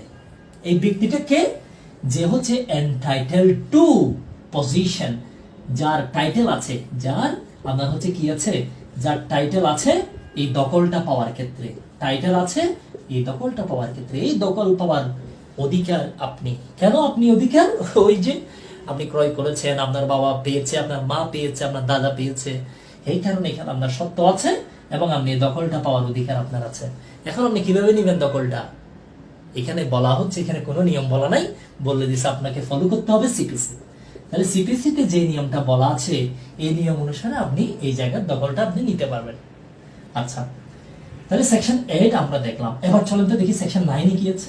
সেকশন 9টা ফুলে আমরা দেখে ফেলি, দেন আমাদের কাছে বিষয়টা ক্লিয়ার হয়ে যাবে। সেকশন 9 হেডলাইনটা দেখি আগে। হেডলাইনে কি বলা আছে, সেকশন 9 যেটা বলা আছে, suit by person dispossessed of immovable property. হেডলাইনটা দেখেন, সেকশন 9 বলে দিচ্ছে মামলা, একটা মামলা করবে যে ডিসপোজেসড হয়েছে। হেডলাইন দেখেন, সেকশন 9 বলে দিচ্ছে ডিসপোজেসড। তাহলে এমন একজন ব্যক্তি মামলা করবে যে হয়েছে কি আপনার হচ্ছে ডিসপোজেসড, যে হয়েছে ডিসপোজেসড, বেদখল। বেদখল কখন হওয়া আমরা বুঝি, আমাকে একটু বলেন তো, কখন আমরা বলি যে বেদখল হয়েছে, ডিসপোজেসড, ডিসপোজেসড বানান ঠিক, স্পেলিং ঠিক আছে, ডিসপোজেসড ঠিক আছে। তাহলে এখানে যে হেডলাইন আর এখানে হেডলাইনের মধ্যে কোনো মিল নেই। এখানে কোনো সেকশন 9 বলে দিচ্ছে এমন একটা মামলার কথা আমরা 9 আপনাদেরকে শোনাবো, যে মামলাটা করবে কে, এমন একজন ব্যক্তি করবে যাকে বেদখল করা হয়েছে। বেদখল করা হয়েছে মানেটা কি, আমি দখলে ছিলাম, আমার বাড়ি, আমি আছি, আপনি হুট করে এসে আমার বাড়ি থেকে তুলে দিলেন। হোয়াট ইজ দিস, এটা কোনো কথা? বুঝলাম না। একটা দোকানে আমি আছি, এটা তো অনেকদিন ধরে আমি বসে আছি, যেভাবে হোক আমি আছি, আমি ক্রয় করেছি বা সামহাও যেভাবেই হোক আমি এখানে, আপনি হুট করে এসে আমরা তুলে দিলেন। দেশে কি কোনো আইন কানুন নাই নাকি এভাবে তুলে দেওয়া যাবে হুট করে? আমি কে, ডিসপোজেসড পারসন, যাকে বেদখল করা হয়েছে। আমার পরিচয় কিছুই নেই, আমার একটাই পরিচয়, এখানে আমাকে ডিসপজেসড করা হয়েছে, আমি পজিশনে ছিলাম, আমাকে করা হয়েছে ডিসপজেসড বেদখল। এখানে কিন্তু আমার পরিচয় ছিল অন্যরকম, এখানে আমার পরিচয় ছিল দখল। দখল আমি পাবো যেহেতু আমার সত্য আছে, বিভিন্নভাবে আমি টাইটেল পেয়েছি। এখানে আমার একটাই পরিচয়, আমি আছি, আমাকে তুলে দেওয়া হয়েছে, dispossessed. I am the dispossessed person, I have been dispossessed from a piece of land. আমার জায়গা থেকে আমাকে বেদখল করা হয়েছে, এটাই হচ্ছে আমার পরিচয়। সেই ক্ষেত্রে আমি একটা মামলা করব। তাহলে মামলা আমি করব, মামলার নিয়ম কারণ কি? এখানে তো বলা আছে সিপিসি, সিপিসি দেখতে হবে, এখানেও কি সিপিসি দেখতে হবে কিনা বা আদার্স কিছু আছে কিনা একটু একটু দেখে ফেলি। আচ্ছা আচ্ছা, তাহলে সেকশন 9 যে বিষয়টা বলা আছে, ইংলিশটা দেখেন, সবার সামনে প্রিলি মাস্টার আছে। If any person is dispossessed without his consent, তাহলে কোন একজন ব্যক্তি যাকে ডিসপজেসড করা হলো, ওনার কোনো কনসেন্ট নেওয়া হয় নাই, তাহলে কোনো কনসেন্ট ছাড়া, কোনো মানে আপনার কনসেন্ট নেওয়া নাই। এখন যদি আপনি আমাকে বলেন যে আপনার জায়গা থেকে আপনি উঠে যান, আমি বললাম যে ওকে ওকে, আপনি নিয়ে ফেলেন আমার জায়গাটা, আপনাকে আমি কনসেন্ট দিলাম, পারমিশন দিলাম, সেটা এখানে আসবে না। তাহলে আমার কনসেন্ট ছাড়া যদি আপনি আমাকে যদি উচ্ছেদ করেন, বেদখল যদি করেন, এরপরে কি বলা আছে? Property otherwise then in due course of law, in due course of law. আপনি আমাকে জায়গা থেকে উচ্ছেদ করতে পারবেন যদি আপনি যদি জায়গাটা যদি মালিক যদি আপনি হন, আপনি তো আমাকে পারবেন, ঠিক আছে, কিন্তু আপনি নিজে পারবেন না, আপনাকে উচ্ছেদের মামলা করতে হবে। আপনাকে হয় উচ্ছেদের মামলা করবেন, না হয় কনসেন্ট নেবেন। কনসেন্ট মানে হচ্ছে আপোষ, আমি আপনাকে আপোষে ছেড়ে দিলাম, সমস্যা নেই। অথবা আপনি কোর্টে মামলা করেছেন, কোর্ট বলল যে আপনি উঠে যান, সেক্ষেত্রেও এই ধারাটা আসবে না। তাহলে এই ধারাটা আসবে না দুই ক্ষেত্রে। যদি আমি আপোষে ছেড়ে দিই আপনাকে দখলটা, তাহলে আমাকে আর ডিসপজেসড বলা যাবে না, আমাকে ডিসপজেসড বলা যাবে না যদি আমি কনসেন্ট দিয়ে যদি ছেড়ে দিই, নাম্বার 1। নাম্বার 2 হচ্ছে ডিউ কোর্স অফ ল, আপনি আমাকে উচ্ছেদ করেছেন আইনের মাধ্যমে, আপনি কোর্টে মামলা করেছেন আমাকে উচ্ছেদ করে দেওয়ার জন্য, অত ধরেন সেকশন 9 মামলা করেছেন আমার বিরুদ্ধে, আমাকে উচ্ছেদ করে দিয়েছেন, তাহলে কিছু করার নেই, শেষ। আপনি উচ্ছেদ মামলা করে আমাকে আপনি উচ্ছেদ করে দিয়েছেন, কোর্ট আমাকে বলে যে আপনি সরে যান, এটা আপনি এখানে থাকতে পারবেন না। তাহলে আপনি যদি আমার সাথে কথা বলে যদি আমারে তুলে দেন, মানে আপোষে আমি ছেড়ে দিলাম আপনাকে, অথবা আপনি আইনের মাধ্যমে আমাকে তুলে দিলেন উচ্ছেদ মামলার মাধ্যমে, তাহলে সেকশন 9 আসবে না। তাহলে সেকশন 9 সেই ডিসপজেসড পারসনকে বুঝাবে না যে ডিসপজেসড হয়েছে, বেদখল হয়েছে তার সম্মতির ভিত্তিতে, নিজের সম্মতি, হ্যাঁ তোমার জায়গাটা তুমি নিয়ে ফেলো, দখল ছেড়ে দিলাম, অথবা কোর্ট থেকে আদেশ আসছে আমি জায়গাটা ছেড়ে দিলাম, in due course of law, এই ক্ষেত্রে এটা হবে না। ইংলিশটা দেখি, if any person is dispossessed without his consent of immovable property otherwise then in due course of law, তাহলে সেই ক্ষেত্রে হবে না। যদি আমার কনসেন্ট না নিয়ে অথবা আদালতের পারমিশন ছাড়া, আদালতের আদেশ ব্যতীত আপনি যদি আমার যদি ডিসপজেসড করেন, সেই ক্ষেত্রে আমি চাইলে মামলা করতে পারবো। শুধু আমি না, আমার থেকে আমার ছেলেরাও পারবে। যদি আমি না থাকি, আমি না থাকলে আমার ছেলে পারবে, আমি না থাকলে আমি যাকে জায়গাটা বিক্রয় করলাম, যাকে আমি বন্ধক দিলাম, যাকে আমি লিজ দিলাম, মানে আমার মাধ্যমে যারা যারা আসবে তারা সবাই আপনার বিরুদ্ধে মামলা করতে পারবে, ঠিক আছে? তারা সবাই আপনার বিরুদ্ধে মামলা করবে। কেন? দখল পাওয়ার জন্য, রিকভার পজিশন। তারা কি করতে পারবে? By suit recover possession thereof, এই জমির দখলটা তারা পুনরুদ্ধার করতে পারবে আপনার বিরুদ্ধে মামলা করে। কেমন? এতটুকু ওই জন্য ক্লিয়ার কিনা কমেন্টে বলেন, ঠিক আছে? এতটুকু ক্লিয়ার কিনা কমেন্টে বলেন। আপনাদের সব কমেন্ট, অনেকগুলো কমেন্ট আছে, আমি রিপ্লাই করব। আচ্ছা, আপোস ডিগ্রি সুলো ডিগ্রির মধ্যে পার্থক্য কি? আচ্ছা, এটাও বলবো, এগুলো পরে বলবো। আমরা এই জায়গাটা একটু ক্লিয়ার হয়ে দিলে আগে। আচ্ছা, এতটুকু পর্যন্ত ক্লিয়ার কিনা একটু বলেন। এই সেকশনের মধ্যে আর কি আছে আমরা দেখি। তাহলে আমি ডিসপোজেসড যদি হয়ে যাই, কনসেন্ট হইলে হবে না, অথবা ডিউ কোর্স অফ ল যদি আমি যদি কি হয়ে যাই, ডিউ কোর্স অফ ল, যথাযথ নিয়ম অনুসারে যদি আমরা যদি বেদখল করা হয়, এই দুইটা ক্ষেত্রে আমি মামলা দায়ের করতে পারবো না। এই দুইটা ছাড়া অন্য ক্ষেত্রে আমি মামলা, শুধু আমি না, আমি যারা বিক্রয় করলাম সেও পারবে, আমার ছেলেও পারবে, মামলা করতে পারবে না। তবে এখানে কিছু শর্ত দিয়ে আছে। কি কি শর্ত দিয়ে আছে আমরা সেটা দেখে ফেলি। আপনি এই ধারায় আপনি সরকারের বিরুদ্ধে মামলা করতে পারবেন না। Number 1, no suit. কি বলা হচ্ছে? No suit under this section shall be brought against the government. আপনি সরকারের বিরুদ্ধে কোনো মামলা করতে পারবেন না, নাম্বার 1। নাম্বার 2, কথা আরেকটা বলা আছে, No appeal shall lie from any order or degree passed in suit instituted under this section, nor shall any review of any such order or degree be allowed. এখানে যদি কোনো একটা আদেশ হয়, সেকশন 9 তে কোনো একটা আদেশ হবে কনফার্ম, কোনো একটা অর্ডার অথবা ডিগ্রি, কোর্ট যেটাই দিক না কেন, এই অর্ডার এবং ডিগ্রির বিরুদ্ধে কোনো আপিল আপনি করতে পারবেন না, নো আপিল।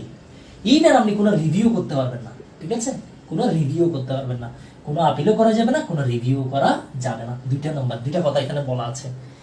আর কি বলা আছে? আরেকটা কথা এখানে বলা আছে, আরেকটা বিষয় বলা আছে, সেটি হচ্ছে ধরেন 9 ধারায় আপনি মামলা করছেন, এখন 9 ধারায় দখল আপনাকে কোর্ট দিয়ে দিল, এখন আমি কি করবো? সুইসাইড করবো? 9 ধারায় মামলা করে আপনি আমার থেকে জায়গার দখল নিয়ে ফেলছেন, আমি কি করবো? সেই ক্ষেত্রে 9 ধারায় যদি কেউ যদি মামলা করে যদি দখল নিয়ে যায়, সেই ক্ষেত্রে আপনি অন্যভাবে যদি মামলা করার যদি সুযোগ পান, সেটা আপনি পাবেন। এটা এখানেই বলা আছে, nothing in this section shall bar, এই ধারার কোনো কিছু আপনাকে বাধা দিবে না, bar any person from suing to establish his title to such property and to recover possession thereof. কেউ যদি অন্যভাবে যদি মামলা করে প্রমাণ করে যে এখানে আমার সত্য আছে, এই দখলটা আমি পাবো, এই ধরনের মামলা যদি কেউ যদি করতে চায়, 9 ধারার মামলা থাকে, কোনো বাধা দিবে না। তাহলে 9 ধারায় আপনি একটা মামলা করছেন আমার বিরুদ্ধে, আমি চাইলে আপনার বিরুদ্ধে সেকশন 8 মধ্যে মামলা করতে পারো। তখন আপনি কোর্টে গিয়ে বলতে পারবেন না, মাননীয় আদালত এটা নিয়ে তো অলরেডি একটা মামলা আছে 9-এ, আবার 8-এ মামলা কেন? এক বিষয়ে তো 2 মামলা চলে না, রেস জুডিকাটা দ্বারা বাড়িতে সিপিসির সেকশন 11-তে বলা আছে একই বিষয়ে 2টা মামলা হবে না। তো আপনি তখন সেখানে গিয়ে বলবেন যে মাননীয় আদালত অলরেডি তো 9 একটা মামলা তো চলমান, 9 একটা মামলা হয়েছে, ডিগ্রি হয়ে গেছে, আবার এখানে 8 কেন মামলা হবে? এই ধরনের বলার সুযোগ নাই, কারণ 9 বলে দিচ্ছে যে আপনি যদি অন্যভাবে যদি মামলা করে আপনি যদি প্রমাণ করতে পারেন যে এই জায়গায় আপনার টাইটেল আছে, আপনি পজিশন পাবেন, সেই কাজটা আপনি করতে পারবেন, আপনাকে কেউ এই ধারা আপনাকে বাধা দিবে না। তার মানে আপনি 8-এ গিয়ে পুনরায় মামলা করতে পারবেন। এতটুকু পর্যন্ত আশা করি সবার ক্লিয়ার, মামলা করা যাবে। আচ্ছা, এখানে আবার আরেকটা বিষয় আছে যেটা আমরা একটু ক্লিয়ার করে ফেলি। তাহলে সেকশন 9 ধারার মধ্যে যা কিছু আছে আমরা বলে ফেললাম। এবার তাহলে এই 2টা ধারার মধ্যে কিছু পার্থক্য আছে, বেসিক পার্থক্য। আচ্ছা, আরেকটা কথা আমরা বলে ফেলি, আমরা যদি সেকশন 8 যদি মামলা করতে যাই, আমাদেরকে এই মামলাটা অবশ্যই 12 বছরের মধ্যে করতে হবে, এটা লিমিটেশন একটা বলা আছে, এই 12 বছরের মধ্যে করা যাবে। কেমন? সেকশন 9 যদি আমরা মামলা করি, এই মামলাটা আমাদেরকে করতে হবে 6 মাসের মধ্যে, 6 মান্থ। কেমন? 6 মাসের মধ্যে মামলাটা আমাদেরকে করতে হয়। এতটুকু আশা করি সবার ক্লিয়ার। এখানে আর কোনো কিছু আছে এই সেকশনের ভিতরে? এখানে আর কিছু নাই। তাহলে পার্থক্য যদি আপনি বলেন, প্রথম পার্থক্য হবে হেডলাইন নাম্বার 1। আচ্ছা, পার্থক্যটা আমরা দেখি আসলে কি কি পার্থক্য এখানে আছে। পার্থক্যগুলো দেখলে আমাদের সেকশনটা আরো ক্লিয়ার হয়ে যাবে। আমি ইংলিশ বেসড পড়াচ্ছি যাতে আপনাদের বুঝতে ক্লিয়ার হয় আর কি। কেমন? আচ্ছা, সেকশন 8 এবং 9 এর মধ্যে কি কি পার্থক্য আছে? তাহলে সেকশন 8 আমরা দেখলাম, সেকশন 9 দেখলাম। 8-এর যেটা হেডলাইন, এটা আমাদের মুখস্থ হয়ে গেছে, ঠিক আছে? এটা হচ্ছে আপনার রিকভারি অফ, একটা প্রপার্টি রিকভারি করা, পজিশন রিকভার করা। আচ্ছা, কিভাবে রিকভার করা হবে? হেডলাইনগত একটা পার্থক্য আমরা দেখলাম। কেমন? হেডলাইনের একটা পার্থক্য আছে 8-এ। 9-এর মধ্যে আমরা যেটা দেখলাম, এটা হচ্ছে ডিসপোজেসড পারসন। শুরু করবে কারা? Dispossessed person. You are dispossessed person, dispossessed person. এই মামলাটা করবে dispossessed person, you are dispossessed person. আপনাকে ডিসপোজেসড করা হয়েছে without your consent, without due course of law, আইন ছাড়া, আপনার পারমিশন ছাড়া, without your permission, without your consent, you has been dispossessed from your possessed land. In that case you can file suit under section 9। কিন্তু section 8-এর ক্ষেত্রে সেটা বলা নাই। Section 8-এর ক্ষেত্রে আপনার পরিচয় কি? এখানে আপনার পরিচয়টা ভিন্ন। এখানে বলা হচ্ছে you are that person, you are entitle to possession a piece of land. এখানে আপনার পরিচয়টা হচ্ছে আপনি একখণ্ড জায়গা দখল পাওয়ার অধিকারী, বিকজ ইউ হ্যাভ টাইটেল। তাহলে এখানে আপনার পরিচয় আর এখানে আপনার পরিচয় কিন্তু ভিন্ন। এখানে আপনার পরিচয় হচ্ছে এন্টাইটেল টু পজিশন, আর এখানে আপনার পরিচয় হচ্ছে ইউ আর এ ডিসপোজেসড পারসন। দুই জায়গায় আপনার পরিচয় ডিফারেন্ট। কেমন? তাহলে এখানে আমাদেরকে প্রমাণ করতে হবে টাইটেল, এবং প্রমাণ করব টাইটেল, আমার লাগবে পজিশন। কেমন? আর এখানে প্রমাণ করবো যে আমি এখানে পজিশনে ছিলাম, এটি আমি প্রমাণ করব। কেমন? এখানে আমরা দেখলাম সিপিসি অনুসারে আমাকে এটা কি করতে হবে? রিকভার করতে হবে। এখানে কিন্তু সিপিসির কোনো উল্লেখ নাই, এটা আমরা দেখলাম। এখানে আমরা দেখলাম সরকারের বিরুদ্ধে কোনো মামলা করা যাবে না, এই কথাটা এখানেই বলা আছে। কিন্তু এখানে সরকারের বিরুদ্ধে আপনি মামলা করতে পারবেন। এখানে আমরা আরেকটা জিনিস দেখলাম, সেটা হচ্ছে আমি কোনো আপিলও করতে পারবো না, কোনো রিভিউ করতে পারবো না। কেমন? No appeal no review. কিন্তু এই ক্ষেত্রে আমি আপিল দায়ের করতে পারবো, কোনো সমস্যা নেই। কেমন? আমি আপিল দায়ের করতে পারবো।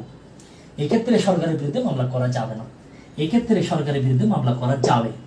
এক্ষেত্রে আপিল রিভিউ চলতেছে না, এক্ষেত্রে আমি আপিল করতে পারবো, রিভিউ করতে পারবো। এখানে আমাকে 12 বছরের মধ্যে মামলা করতে হচ্ছে, এখানে আমি মামলা করবো অনলি 6 মাসের মধ্যে মামলাটা আমি দায়ের করতে পারবো। কেমন? আচ্ছা, আরেকটা বিষয় আমরা দেখবো, সেটি হচ্ছে এখানে আপনাকে দিতে হবে অ্যাড ভ্যালোরেম কোড ফি সেকশন 8 এর মধ্যে, আর এখানে হচ্ছে অ্যাড ভ্যালোরেম কোড ফি যেটা আসবে সেটার অর্ধেক। এখন অ্যাড ভ্যালোরেম কোড ফি কি, ফিক্সড কোড ফি কি, এগুলো আমরা আরো পরে লাস্টের ক্লাস আলোচনা করবো। কেমন? এতটুকু আশা করি সবার ক্লিয়ার। আচ্ছা, এখানে এসে আমরা আরেকটা জিনিস আপনাদেরকে জাস্ট একটু মুখে বলে ফেলি। সেকশন 8-9 এর মধ্যে দেখেন তো, ভালো করে খেয়াল করে দেখেন তো, তাহলে সেকশন 8 এর মধ্যে যদি কোর্ট যদি কোনো একটা ডিগ্রি দেয় অথবা কোনো একটা যদি আদেশ দেয়, আমি আপিল করতে পারবো না, আমি রিভিউ করতে পারবো না, তাহলে কি আমি সুইসাইড করবো? তাহলে আমি কি করবো? আমাকে যদি আপিলও করতে না দেয়, আমার জায়গাটা আমার থেকে কোর্ট নিয়ে নিবে, যে জায়গাতে এত কষ্ট করে আপনারা ডিসপোজেস্ট করলাম, মারামারি করে হুমকি দিয়ে, হুমকি দিলাম আপনারা মেরে ফেলবো, কেটে ফেলবো, আপনি আমার হুমকি দিয়ে চলে গেছেন, এরপরে মামলাটা করে দিচ্ছেন, কোর্ট বললো জায়গার দখল আপনি পাবেন। এখন আমি আপিলও যদি করতে না পারি, রিভিউ যদি করতে না পারি, আমি কি সুইসাইড করবো? কমেন্টে জানাবেন আমি কি করবো।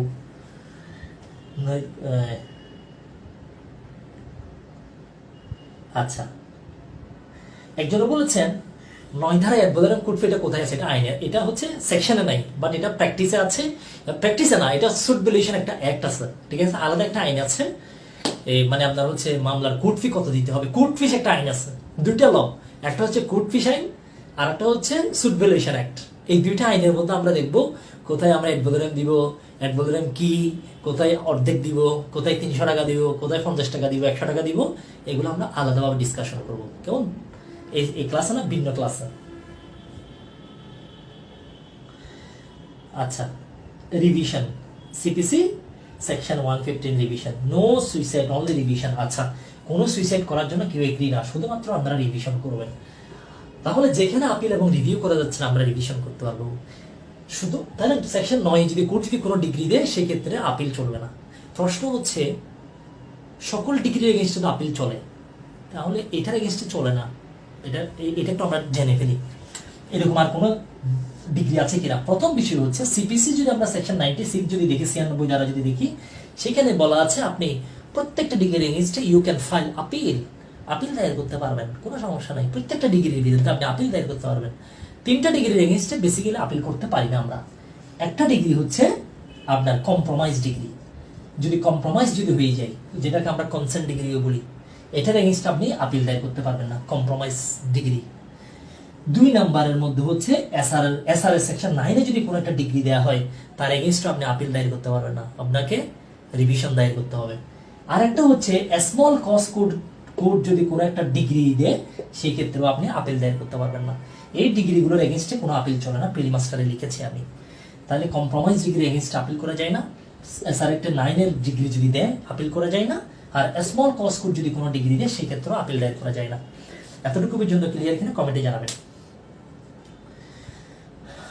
ওকে, তাহলে অনেকগুলো বিষয় নিয়ে আমরা আলোচনা করেছি, আশা করি এর বাইরে প্রশ্ন করার কোনো সুযোগ নাই, বা অন্য কোনোভাবে মামলা করে যদি সত্য প্রমাণ করা যায়, পজিশন রিকভার করা যায়, করতে পারি। ইয়েস, সুইসাইডের দরকার নাই, রিভিশন করলে হবে। ওকে, অনেকে আপনারা প্রশ্ন আপনারা উত্তর করছেন, আমি আপনাদের কমেন্টসগুলো দেখে নিচ্ছি। অনেকে কমেন্ট করছেন revision, okay, no suicide only revision. Yes, suicide করে হচ্ছে পাগল, মাথায় ডিস্টার্ব থাকলে হয়।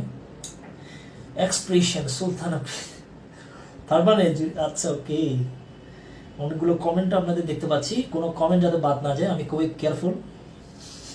এবার আমরা আর একটু সামনে যাই। সবাই অনেক ক্লান্ত, আমি সবাই দেখতে পাচ্ছি, সবাই ভীষণ ক্লান্ত, অনেকের চেহারা একেবারেই কালো হয়ে গেছে।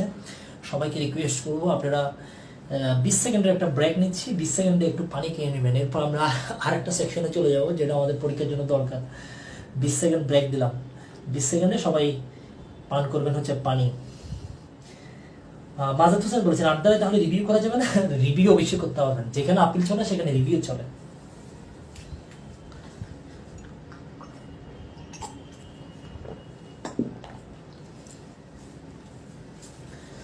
ওকে, কেয়ার কসমেটিক্স লিমিটেডের সৌজন্যে আমরা 20 সেকেন্ড ব্রেকের পরে আবারও ক্লাসে ফিরলাম। সবাইকে ক্লাসের স্বাগত জানাচ্ছি। দীর্ঘক্ষণ আমাদের সাথে যুক্ত থাকার জন্য। একজন এটা প্রশ্ন করেছে একটু আগে, সেকশন 9 অনুসারে উনি ওনার দখল ফেরত পাবে কিনা, মানে এমডি সিজান বলেছেন কি এই ধারায় মামলা করতে পারবে। উনি এই ধারায় মামলা করে, উনি ছোট করে মামলাটা করতে পারে, দেখা যাক চট করে মামলা করে কোনো সিদ্ধান্ত দেওয়া যায় কিনা। একটু আগে জামরা গিয়েছি, এখন পানি খাওয়া যাবে না স্যার, যেন একটা আইনে অনেকগুলো কমেন্ট আপনাদের দেখতে পাচ্ছি। পানি খাবেন কোকের বোতলে, আচ্ছা কোকের বোতলে পানি খেলে কি হবে? ওকে, অনেকগুলো কমেন্ট আসছে আপনাদের। আচ্ছা, এবার আমরা আর দ্বারা রিভিশন করা যাবে কিনা। আচ্ছা, রিভিশন এবং রিভিউ নিয়ে মাজেদ হোসেন যে প্রশ্নটা করেছেন, মাজেদ মাসুদ, রিভিশন করা যাবে কিনা। যেখানে আপিল আছে আপনি সেখানে রিভিশন করতে পারবেন না। প্রশ্ন হচ্ছে কোথায় আপিল করব, কোথায় রিভিশন করব, কোথায় রিভিউ করব, এটার জন্য আমাদের সিপিসিটা একটু ভালো করে দেখতে হবে, কেমন? তাহলে এই প্রশ্নগুলো আর আসবে না। কোথায় সিপিসিটা যদি আমরা একটু দেখি তাহলে সেক্ষেত্রে এই ধরনের প্রশ্নগুলো আসবে না। এটা নিয়ে আমরা ডিসকাশন করবো, কেমন? এই প্রশ্নগুলো আমরা করবো সিপিসি দেখলে দেন আমরা বুঝতে পারবো কোথায় আপিল হবে, কোথায় রিভিউ হবে, কোথায় রিভিশন হবে। এটার জন্য ওটা একটু আমরা ক্লিয়ার হয়ে যাব। এবার আমরা আর একটা জায়গায় চলে যাব যেটা আমাদের জন্য গুরুত্বপূর্ণ। তাহলে সেকশন 8 আমরা দেখলাম, 9 আমরা দেখলাম। এবার আমরা আরেকটা জায়গায় যাব যেটা আমাদের জন্য গুরুত্বপূর্ণ। সেকশন 8 এবং 9 দেখার পরে 10 এবং 11 এগুলো থেকে পরীক্ষায় কোনো প্রশ্ন হয়নি অতীতে, আগামীতে হওয়ার পসিবিলিটি নেই।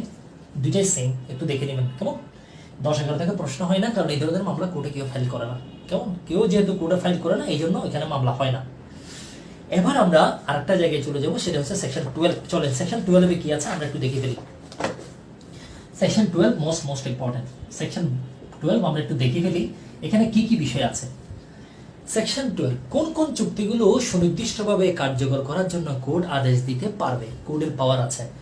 কোন কোন চুক্তিগুলো কোর্ট বলবে যে এগুলো সুনির্দিষ্টভাবে কার্যকর করতে হবে, যেটার জন্য আপনি চুক্তি করেছেন সেটাই করতে হবে। আপনি বলেছেন আপনার জায়গাটা আমি কিনবো, 50 লাখ টাকা দিব, 50 লাখ টাকা দিবে, আপনি জায়গা দিয়ে ফেলবেন, কোনো ধরনের প্রবলেম ঝামেলা করবেন না। আমি তোমার জন্য একটা নোট লিখেছি 20,000 টাকা, নোট আপনি দিয়ে দিবেন, 20,000 টাকা পে করে দিবেন, নোটটাই দিবেন, আপনি কোনো ঝামেলা করতে পারবেন না। আপনাকে বলবে নোটটাই দিবেন, যেটার জন্য চুক্তি সেটাই দিবেন। আপনি একজনকে বললেন যে আমি তোমাকে এই মেসির কি এনে দিব, মেসির ড্রেসটা এনে দিব, জার্সি নাম্বার 10 এনে দিব, আপনি ওটাই এনে দিবেন, অন্য কিছু দিলে হবে না। আপনি একজনকে বললেন যে আমি তোমাকে কি করব, এরকম অনেকগুলো চুক্তি আছে, হাজার চুক্তি আছে। যেটার জন্য চুক্তি করবেন আপনাকে কোর্ট বলবে যে আপনি সেটাই দিবেন। এই সেকশন 12 বলা আছে কোর্ট কোন কোন ক্ষেত্রে আপনাকে বলবে ক্ষতিপূরণ নয়, আপনি ওটাই দিবেন, যেটার জন্য চুক্তি সেটাই দিবেন। এটাই হচ্ছে সেকশন 12। কোন কোন ক্ষেত্রে কোর্ট এই ধরনের আদেশগুলো দিতে পারে। এটা কিন্তু কোর্টের ডিসক্রিপশনারি পাওয়ার, কোর্টকে যে দিতেই হবে এরকম কথা নেই, এটা কোর্ট নিজের ইচ্ছাই দিবে, কেমন? কারণ এটা তো আমরা বলেছি স্বেচ্ছাধীন ক্ষমতা, ডিসক্রিপশনারি পাওয়ার। তাহলে সেকশন 12 বলা আছে, তার মানে সেকশন 12 বলা আছে কোন কোন ক্ষেত্রে আপনারা এই maximum court fee, ad valorem court fee, এটা নিয়ে আপনারা আলোচনা করবেন না, ঠিক আছে? স্কিপ করেন, এগুলো নিয়ে আমি লাস্ট ক্লাস আলোচনা করব। যেগুলো আমাদের আনুষঙ্গিক বিষয় আছে সেগুলো আলোচনা করব। আপনার যিনি ট্রেনার আছে উনি এই জায়গায় মোটামুটি ধর একটা এক্সপার্টনেস আছে, উনি জানেন যে আপনাদেরকে আসলে কোন বিষয়টা কোন সময় বলতে হবে। এখন যদি আপনার ধরেন একটা অপারেশনের সিস্টেম আমার আছে, সকল অপারেশন তো আপনার সব ডাক্তার একইভাবে করবে না, এক এক ডাক্তার এক এক ওয়েতে করবে। যেহেতু এই জায়গায় আমার একটা এক্সপিরিয়েন্স আছে, তাহলে তো আমি সিদ্ধান্ত নেব যে আসলে অপারেশনের কোন পর্যায়ে আমি কোন বিষয়টা আনবো। এটা তো আমার একটা স্টেপ বাই স্টেপ বিষয় আছে, কোন সময় আমি আলোচনা করবো, কোন সময় সেটা স্কিপ করে অন্য জায়গায় নিয়ে যাবো, কেন নিয়ে যাবো সেটার এক্সপ্লেনেশন আমি দিচ্ছি না। তো আশা করি আপনারা এটার উপর একটা ট্রাস্ট রাখবেন, আমি আশা করবো আর কি। মিস্টার শফিক আহমেদ বলেছেন 10 ও 11 কি পরীক্ষার জন্য পড়তে হবে না? 10-11 পরীক্ষার জন্য আপাতত স্কিপ করে চলে যান, পরীক্ষায় প্রশ্ন হয় না। ইতিহাসে কখনোই কোনো সময় 10-11 থেকে প্রশ্ন করা হয়নি। কেন হয়নি? কারণ কোনো মামলাই হয় না, 10-11 কোনো মামলা হয় না। তাহলে সেকশন 12 আমরা দেখবো কোন কোন চুক্তিগুলো আসলে আপনার কোর্ট স্পেসিফিক ভাবে কি করবে, কার্যকর করার জন্য আদেশ দিতে পারবে, কোনো দ্বন্দ্বের ক্ষতিপূরণ হবে না, ওইটাই করবেন। নাম্বার 1, চুক্তিটা যদি হয় কোনো ট্রাস্টভুক্ত, ট্রাস্ট বুঝেন, চুক্তিটা যদি হয় কোনো ট্রাস্টভুক্ত। আমরা সেকশন 12 যেটা ইংলিশ আছে, ইংলিশটা একটু দেখি। when act agreed to be done is in the performance wholly or partly of a trust. একটা ট্রাস্টের অধীনে আপনাকে কোনো একটা কাজ করতে হবে, এরকম একটা ট্রাস্টের অধীনে একটা ট্রাস্ট করেছি। ট্রাস্টে তিনটা পার্টি থাকে, ভালো করে বুঝবেন। একজন হচ্ছে ট্রাস্টি, আর একজন হচ্ছে ট্রাস্টার, আর একজন হচ্ছে বেনিফিশিয়ারি। আমি কি করলাম, আমার প্রপার্টিগুলো আপনাকে দিলাম। আপনার কাজ হচ্ছে প্রপার্টি থেকে যত আয় আসবে, ইনকাম আসবে, সেটা শিক্ষা প্রতিষ্ঠানগুলোতে আপনি বিতরণ করবেন। তাহলে 10টা শিক্ষা প্রতিষ্ঠানের নাম আপনাকে দিলাম, ওরা ওই টাকাটা পাবে। তাহলে আমি হচ্ছি ট্রাস্টি, আপনি হচ্ছেন ট্রাস্টর। আপনাকে আমি দিলাম, বিশ্বাস করে আমি দিলাম। ইনকামটা আপনি কারে দিবেন? স্কুলগুলোতে ভাগ করে দিয়ে দিবেন। ওরা হচ্ছে বেনিফিশিয়ারি। এখন ওরা যদি টাকাটা যদি ঠিকঠাক মতো না পায়, বেনিফিশিয়ারি, ওরা কিন্তু আপনার বিরুদ্ধে মামলা করতে পারবে, আমিও আপনার বিরুদ্ধে মামলা করতে পারবো। এই ট্রাস্টের অন্তর্ভুক্ত একটা ট্রাস্ট যে আমরা গঠন করলাম, আমি, আপনি এবং বেনিফিশিয়ারি মিলে, তিন পক্ষ, ট্রাস্টি, ট্রাস্টর এবং হচ্ছে বেনিফিশিয়ারি, যারা সুবিধাটা পাবে, তারা তিনটা পার্টি। আমরা যে চুক্তিটা করলাম, এই চুক্তির যদি কোনো কিছু যদি লঙ্ঘন হয়, চুক্তিটা যেটা করতে বলেছে, কোর্ট বলবে যে আপনি সেটাই করবেন, এখানে কোনো উল্টাপাল্টা করা যাবে না, সেটাই করবেন। এটার জন্য আপনাকে আদেশ দিতে পারবে, নাম্বার 1। নাম্বার 2, এমন একটা চুক্তি হয়েছে যেটা ভায়োলেশন হলে, যেটা লঙ্ঘন হলে, এটা ক্ষতিপূরণটা কিরকম হবে, এটার কোনো স্ট্যান্ডার্ড নাই। No standard for ascertaining the actual damage। চুক্তিটা যদি লঙ্ঘন হয়ে যায়, সেক্ষেত্রে ক্ষতিপূরণ কতটুকু, এই ক্ষতিপূরণ নির্ধারণ করার কোনো স্ট্যান্ডার্ড নাই। নো স্ট্যান্ডার্ড, এটা আসলে কোনো কি নাই, স্ট্যান্ডার্ড নাই। ক্ষতিপূরণটা কিরকম হয়েছে এটা বোঝার জন্য, কতটুকু ক্ষতি। আপনার সাথে আমার যে চুক্তি হলো, এই চুক্তিটা যদি আমরা পালন করতে না পারি, সেক্ষেত্রে ক্ষতি কতটুকু, এটা পরিমাপ করার মতো কোনো স্ট্যান্ডার্ড নাই, কোনো ফিক্সড কোনো নিয়ম রুল কোথাও লেখা নেই। সেক্ষেত্রে কোর্ট বলবো যে আপনি এটা স্পেসিফিক্যালি কি করেন, এক্সিকিউট করেন। এখন এরকম কি হইতে পারে, এখানে একটা উদাহরণ লিখেছে। আপনার সাথে আমার একটা চুক্তি হয়েছে, আপনি আমাকে 10,000 টাকা দিবেন, আমি আপনাকে একজন শিল্পী যে মারা গেল তার একটা আপনার হচ্ছে অঙ্কিত একটা চিত্র আপনাকে দিব। ধরেন হচ্ছে কেউ শহীদ আবু সাইদের একটা ছবি আঁকলো, এমন একজন শিল্পী যিনি মারা গেছে। আপনার সাথে আমার চুক্তি হইলো, আমি শহীদ আবু সাইদের ছবিটা আমি আপনারা দিব। এখন আমি যদি না দিই আপনাকে, আপনি কোর্টে গিয়ে মামলা করতে পারবেন, আমাকে ওই ছবিটা দিতে হবে, যে ছবিটা আমাকে দেওয়ার কথা ছিল। কারণ ওই শিল্পী আর ছবি আঁকবে না, উনি তো মারা গেছে। তাহলে এই চুক্তি যদি এক্সিকিউট না হয়, ছবি যদি আমি না পাই, তাহলে ক্ষতিপূরণ কত টাকা হবে, এটা মাপার জন্য কোনো স্ট্যান্ডার্ড নাই। এই ক্ষতির ড্যামেজটা কতটুকু হলো, সেই ক্ষেত্রে কোর্ট বলবে যে তুমি ছবিটাই দাও, স্পেসিফিক পারফরমেন্স। নাম্বার 2। এবার নাম্বার 3টা আমরা দেখি কি বলা আছে। When the act agreed to be done is such that pecuniary compensation for his non-performance would not afford adequate relief। চুক্তি যদি লঙ্ঘন হয়, সেক্ষেত্রে আপনার adequate relief দেওয়া সম্ভব নয়, মানে যেটা ক্ষতিপূরণ দিবে সেটা আসলে adequate না, পর্যাপ্ত না। 3 নম্বরে যেটা বলা আছে pecuniary compensation, মানে আর্থিক ক্ষতিপূরণ যেটা দিবে, pecuniary ক্ষতিপূরণ, compensation মানে হচ্ছে ক্ষতিপূরণ যেটা দিবে, এটা আসলে পর্যাপ্ত হচ্ছে না, এটা পর্যাপ্ত বলে ধরে নেওয়া হচ্ছে না, adequate compensation। আমি আপনার সাথে চুক্তি করলাম, আপনাকে একটা বাগান বিক্রি করব। এখন ধরেন বাগান আপনারা বিক্রয় করতে পারলাম না, আমি বাগানটা দিতে পারছি না। আপনি কোর্টে গিয়ে মামলা করলেন যে আমাকে বাগানটাই দিতে হবে, কারণ এখানে যে ক্ষতিপূরণ এটা পর্যাপ্ত না, আরো লাগবে। এখানে উদাহরণ যেগুলো দিয়েছে সবগুলো হচ্ছে সেম। আমি আপনাকে একটা বাড়ি বিক্রয় করার কথা বললাম, আপনি কোর্টে মামলা করতে পারবেন যে আমাকে বাড়িটা দেওয়া হোক। 2 নম্বর, আমি আপনার জন্য একটা বই লিখলাম, আপনি আমাকে বললেন যে বইটাই আমাকে দিতে হবে, টাকা পয়সা দিলে হবে না, এটা পর্যাপ্ত না, আমার বই লাগবে, বইটাই আমার দরকার। এটার এডিকুয়েট রিলিফ হচ্ছে না, পর্যাপ্ত প্রতিকার হচ্ছে না। পেকুনিয়ারি কম্পেনসেশন যেটা দিচ্ছে এটা আমার কাছে সাফিসিয়েন্ট, আমার বইটাই দরকার। কোর্টে আপনি মামলা করবেন ও বইয়ের জন্য, স্পেসিফিক রিলিফ। কেমন? তাহলে 1 নম্বর আমরা যেটা দেখলাম, চুক্তিটা হচ্ছে এটা, চুক্তির যে বিষয়বস্তু এগুলো একটা ট্রাস্টের মধ্যে আছে। 2 নম্বর আমরা যেটা দেখলাম, এখানে যে ক্ষতিটা যেটা হয়েছে, ড্যামেজ যেটা হয়েছে, এটা সার্টেইন করার জন্য, এটা ফিক্সড করার জন্য কোনো স্ট্যান্ডার্ড নাই, কোনো রুল নাই। সেই ক্ষেত্রে আমার ওই ছবিটাই লাগবে যেটা আঁকার জন্য চুক্তি হয়েছিল, যেটা পাওয়ার জন্য চুক্তি হয়েছে। 3 নম্বরে হচ্ছে আসলে পিকুনিয়ারি কম্পেনসেশন আমাকে যেটা দিবে, টাকা পয়সা যেটা দিবে, এটা আমার কাছে এডিকুয়েট না, পর্যাপ্ত না, আমার ওই বাগানটাই দরকার, আমার বাগান লাগবে। 4 নম্বরে যেটা শর্ট ওয়েতে বলা আছে, আসলে এখানে পিকুনিয়ারি কম্পেনসেশন পাওয়াই যাবে না, যার থেকে আসলে মানে আমার চুক্তির কারণে যে লসটা হয়েছে, এটা আসলে আমি রিকভারি করতে পারবো না, সে মারা গেছে। তার কোনো প্রপার্টি নেই, কিছুই নেই, এটা আদায় করা কখনোই সম্ভব নয়। 4 নম্বরে যেটা বলা আছে, বলা হচ্ছে pecuniary compensation can not be got, pecuniary compensation can not be got, এটা পাওয়াই যাবে না। এই 4টা ক্ষেত্রে কোর্ট বলবে যে টাকা পয়সা নয়, ক্ষতিপূরণ নয়, তুমি ওই জায়গাটাই দিয়ে দাও, এটা বলতে পারবে।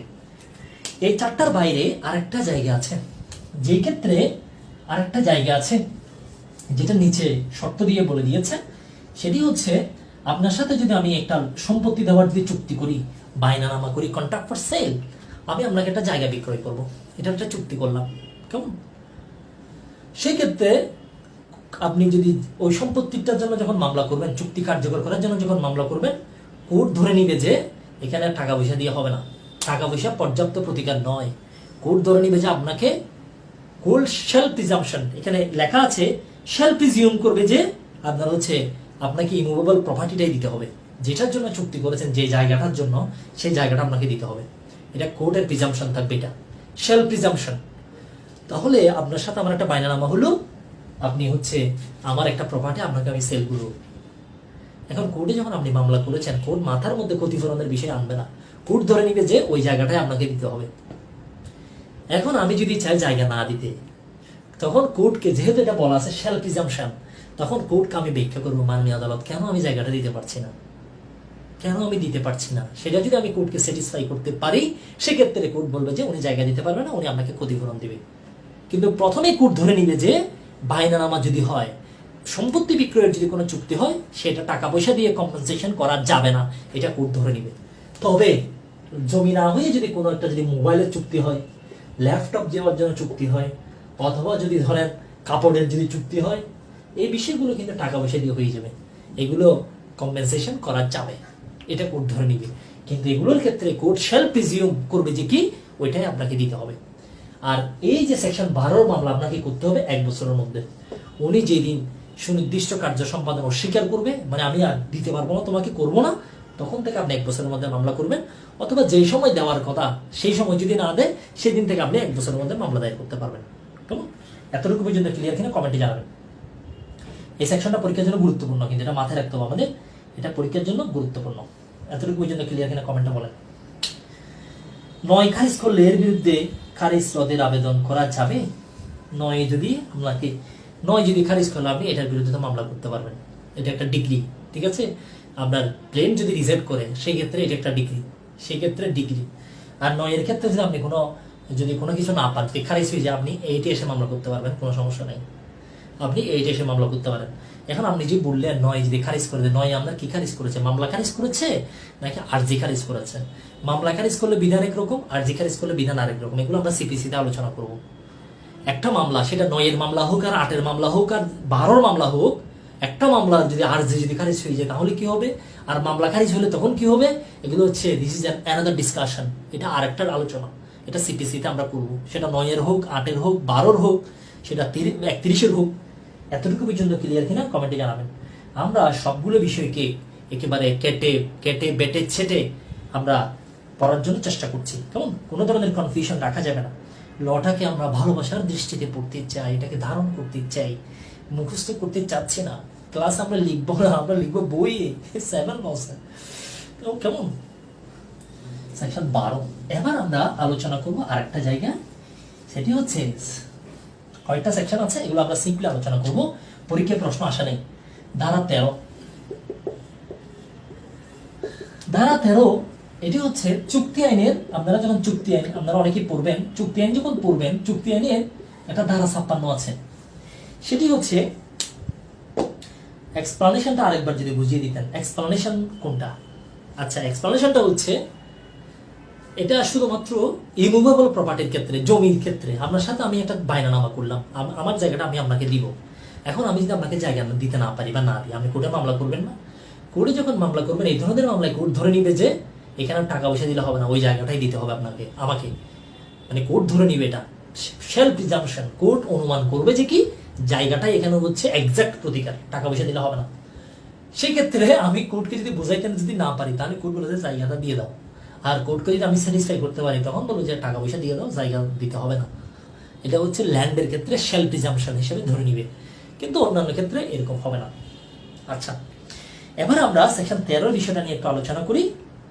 সেকশন 13-তে যে চুক্তির বিষয়বস্তু আংশিকভাবে বিলুপ্ত হয়েছে, একটা চুক্তি আমি আপনার সাথে করলাম, একটা চুক্তি যেরকম আছে সেরকম করে করতে হবে। খেয়াল করবেন, যেরকম হয়েছে সেরকম। আমি আপনার সাথে চুক্তি করলাম যে কি এই বিল্ডিংটা আমি করে দিব, তাহলে বিল্ডিংটা করে দিবেন, 5 তলা বিল্ডিং করে দিবেন। আমি 2 তলা করবো, 2 তলা করবো না, এটা হবে না। আমি 2 তলা করতে পারবো, বাকিটা পারবো না, এটা হবে না। অথবা আপনি আমাকে বললেন 50,000 টাকা দিব, আপনি আমার জন্য এই কাজটা করবেন। এখন আপনি বললেন যে আমি 20,000 টাকা দিব, যে অর্ধেক দিব না। এটা তো চুক্তিটাকে আপনি ভেঙে ফেললেন। একটা চুক্তিকে ভাঙা যাবে না, একটা চুক্তিকে কি করা যাবে না, আপনার ভাঙা যাবে না। যখন আমরা চুক্তিটা করলাম, আজকে আমরা চুক্তিটা করলাম, আমি আর আপনি, আপনার সাথে একটা চুক্তি হলো কি, আমি আপনাকে 10 ঘন্টা জায়গা বিক্রয় করবো। এখন চুক্তি করার পরে জায়গাটা যখন আপনাকে দলিল করে দিতে গেলাম, অথবা আপনাকে মেফে যখন বুঝাই দিতে গেলাম, দেখা যাচ্ছে এখানে 5 ঘন্টা জায়গা আমার ভাইয়ের, এটা আমার না, এটাকে আপনাকে আমি দিতে পারবো। 2 ঘন্টা জায়গা আমার ভাইয়ের, এটাকে আমি আপনাকে দিতে পারবো। কেমনে পারবো? তাহলে চুক্তিটাকে ভেঙে ফেলতে হচ্ছে না, চুক্তিটাকে ভাঙা যাবে না।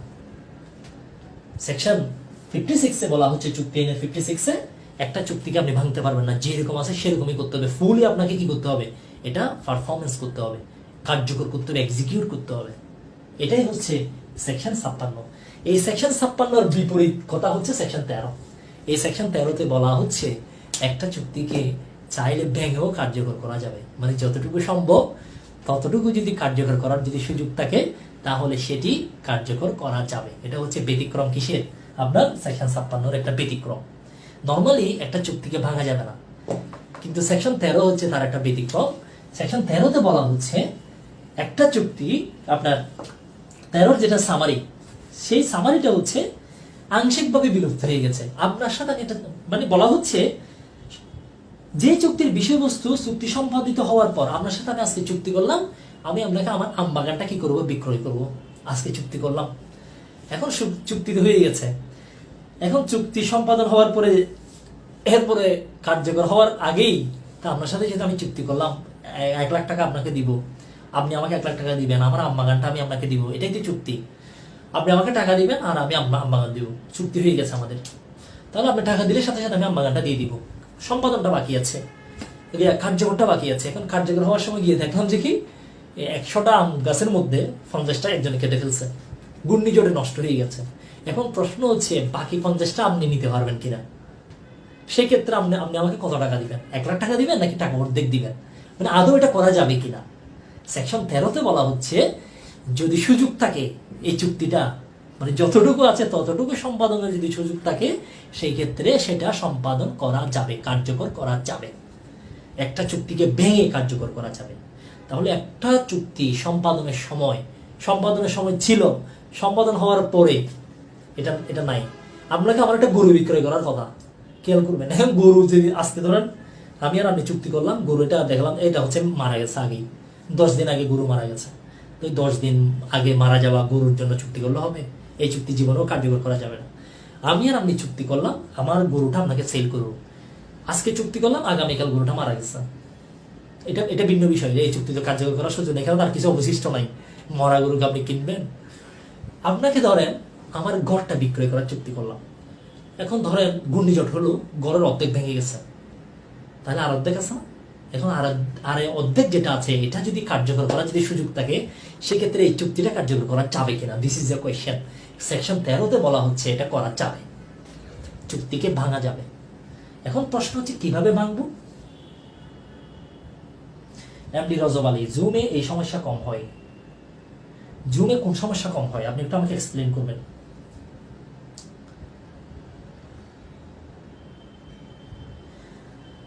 এমডি রজব আলী বলছেন জুমে এই সমস্যা কম হয়, কোন সমস্যা?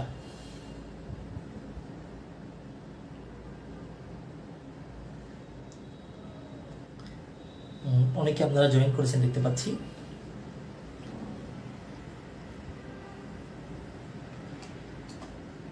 এক্সপ্লেনেশনটা বুঝিয়ে দিয়েছি। জুমে এই সমস্যা কম হয়। এমডি রজব আলী জুমে কোন সমস্যার কথা বলছেন, আর এতটুকু পর্যন্ত আমাদের কাছে ক্লিয়ার কিনা? তাহলে প্রথমত হচ্ছে একটা চুক্তিকে ভাঙা যাবে না, যা আছে তাই করতে হবে। একটা চুক্তিকে ভাঙা যাবার যে নিয়ম সেটা বলা আছে 13-তে। 13-তে বলা হচ্ছে চুক্তি যদি কার্যকর করার যদি সুযোগ থাকে, আপনি সেটা ভেঙে কার্যকর করতে পারবেন, এই জিনিসটা বলা আছে 13-তে। 13তে বলা থাকলেও 13তে কিন্তু বিস্তারিত নিয়মগুলো আপনার হচ্ছে 13তে বিস্তারিত 13তে আমাকে সুযোগ দিলেও এখানে কিন্তু বিস্তারিত বলা নেই। এই নিয়মগুলো বলা আছে 14, 15 এবং হচ্ছে 16তে। এই তিনটা জায়গায় একটা চুক্তিকে ভেঙে কার্যকর করার বিষয়ে বলা আছে। এর বাইরে আমাকে একটু মিস্টার রজব আলী বলবেন যে এই সমস্যা কম হয়, মানে আপনি কোন সমস্যার কথাটা বলছেন আমাকে একটু কাইন্ডলি বলেন। তাহলে আমি সেকশন 13 তখনই অ্যাপ্লাই করতে পারবো যখন 14, 15, 16 এই অনুসারে হবে। এই তিনটা নিয়ম অনুসারে আমরা 13 অ্যাপ্লাই করতে পারবো, একটা চুক্তিকে ভেঙে কার্যকর করতে পারবো। এর বাইরে আর কোনো সুযোগ নেই। এই তিনটাতে যদি থাকে আপনি করতে পারবেন, নাহলে পারবেন না। তাহলে 14টা কি? 14 হচ্ছে ছোট একটা শব্দ, মাথায় রাখেন, ছোট অংশ। আপনার সাথে আমি চুক্তি করলাম 100 গন্ডা জায়গা আপনাকে সেল করব, আপনি আমাকে 1 কোটি টাকা দিবেন। কত কোটি দিবেন? 1 কোটি টাকা দিবেন। ঠিক আছে, 100 গন্ডা 1 কোটি টাকা আপনি আমার দিবেন। এখন চুক্তি হয়ে গেছে। চুক্তি হওয়ার পরে আমরা যখন জায়গা তো আপনাকে যখন দিতে গেলাম, আপনি আমাকে টাকা দিয়ে ফেলবেন। দেওয়ার পরে দেখলাম যে কি এখানে 5 গন্ডা জায়গা হচ্ছে আমার নয়, এই 5 গন্ডা জায়গা হচ্ছে আমার ভাইয়ের। তাহলে এটা তো আমি আপনাকে দিতে পারবো না। এটা কি আমি আপনাকে দিতে পারবো? আপনাকে আমি দিতে পারবো 95 ঘন্টা দিতে পারবো। তাহলে এটা একটা ছোট অংশ। তাহলে বাকি 95 ঘন্টা আপনি নিতে পারবেন আমার থেকে, এটা তো আছেই। তাহলে বাকি 95 ঘন্টা আমি আপনাকে দিব, আপনি আমাকে ওই 5 ঘন্টা টাকা কম দিবেন। ওটার জন্য হচ্ছে ক্ষতিপূরণ। যেহেতু আমি ওটা দিতে পারছি না আপনাকে, ওটার জন্য আমি আপনাকে ক্ষতিপূরণ দিব, আর বাকি 95 ঘন্টা আমি আপনাকে সেল করবো। ঠিক আছে, দেন কোড বলবে কতটুকু কয় টাকা ক্ষতিপূরণ দিতে হবে, এটা কোড বলবে। যেহেতু চুক্তি করে ফেলছে আপনার সাথে, চুক্তি করেছি 100 ঘন্টা আপনাকে দিব হচ্ছে 1 কোটি টাকা দিয়ে। এখন তো আমি 5 ঘন্টা তো দিতে পারতেছি না, তাহলে এটার ক্ষতিপূরণ দিতে হবে আপনাকে, যেহেতু আমি 1 কোটি টাকা নিয়ে ফেলছি আপনার থেকে। তাহলে এই 5 ঘন্টার জন্য কত টাকা ক্ষতিপূরণ দিতে হবে আপনাকে, যেহেতু দিতে পারছি না, এটা কোড বলবে। কিন্তু এই চুক্তিটা কার্যকর করা যাবে, যেহেতু এটা কিন্তু চুক্তি ভেঙে গেছে, যেহেতু 100 ঘন্টা ফুল দেওয়া যাচ্ছে না, এখানে দেওয়া যাচ্ছে না। এটা এই অংশটা হচ্ছে খুবই ছোট। এরকম যদি কোনো ছোট অংশ যদি কার্যকর করা না যায়, কিন্তু বাকি অংশ যদি সম্পাদন যোগ্য হয়, সেই ক্ষেত্রে এই ধরনের চুক্তিগুলো কার্যকর করা যাবে। 13তে বলেছে চুক্তিকে ভাঙা যাবে। কিভাবে করা যাবে এই নিয়মগুলো কিন্তু 13তে বলা নাই। একটা নিয়ম বলা আছে 14তে, যদি কার্যকর যেটা করা যাচ্ছে না সেটা যদি ছোট হয়, সেই ক্ষেত্রে এই ওয়েতে কার্যকর করা যাবে। যেটা বড় অংশ সেটা দিয়ে দিবেন, ছোট অংশ যেটা দিতে পারছেন না সেটার জন্য ক্ষতিপূরণ। নাম্বার 1। রজব আলীর কমেন্টস কম দেখলে ভালো হয়। রজব আলী এটা উনি কি কমেন্ট করছে আমি এটাই বুঝতেছি না, মানে উনি আসলে কি বলতে চাচ্ছে। ওকে, এবার আমরা আরেকটা বিষয় আলোচনা করব। তাহলে 14টা শেষ, এবার আসেন 15। তাহলে 15তে কি বলা আছে? 15 হচ্ছে আমি আপনার সাথে চুক্তি করলাম 100 ঘন্টা জায়গা আপনাকে দিব, দিতে কত টাকা? 1 কোটি টাকা। এখন দিতে যখন গেলাম দেখা যাচ্ছে 50 ঘন্টা আমার, আর হচ্ছে আর 50 ঘন্টা হচ্ছে আমার ভাইয়ের। এখন বাকি 50 ঘন্টা আপনাকে দিতে পারবো। এখন টাকা তো নিয়ে ফেলছি আপনার থেকে 1 কোটি টাকা, এখন বাকি 50 ঘন্টা আপনাকে দিতে পারবো না। এখন আপনি কি করবেন? এটা আপনার ইচ্ছা। এখন আপনি যদি এই চুক্তি যদি কার্যকর করতে চান, সেক্ষেত্রে আপনার ঝামেলা আছে। আপনি কোর্টে এই চুক্তির জন্য মামলা করবেন না? মাননীয় আদালত 1 কোটি টাকা আমার হাতে রেডি, এই 1 কোটি টাকা এখন দিব, আমার জায়গাটা আমাকে এটা আমাকে দিয়ে দেওয়া হোক, দখলটা নিয়ে আমাকে দেওয়া হোক। আপনি তো দখলের জন্য মামলা করবেন, দখলটা আমাকে দেওয়া হোক, চুক্তিটা কার্যকর করা হোক, জায়গাটা আমাকে দেওয়া হোক। ঠিক আছে, জায়গাটা এই চুক্তি অনুসারে জায়গাটা আমাকে দেওয়া হোক। এখন তাহলে আর 50 ঘন্টা আপনি কোথায় পাবেন? এই সেকশনের মধ্যে একটা কমপ্লেক্স কথা বলা আছে। আপনি 50 ঘন্টা 1 কোটি টাকা দিয়ে নিবেন, ফুল টাকা দিতে হবে আপনাকে, কিন্তু বাকি যে 50 ঘন্টা এটা কিন্তু আপনি পাবেন না, এটার কোনো দাবিও আপনি করতে পারবেন না। তাহলে আপনি যদি বাকি 50 ঘন্টা যদি চান, সেই ক্ষেত্রে আপনাকে এই বাকি যে বড় অংশ যেটা পাচ্ছেন না, এটা দাবি ছেড়ে দিতে হবে।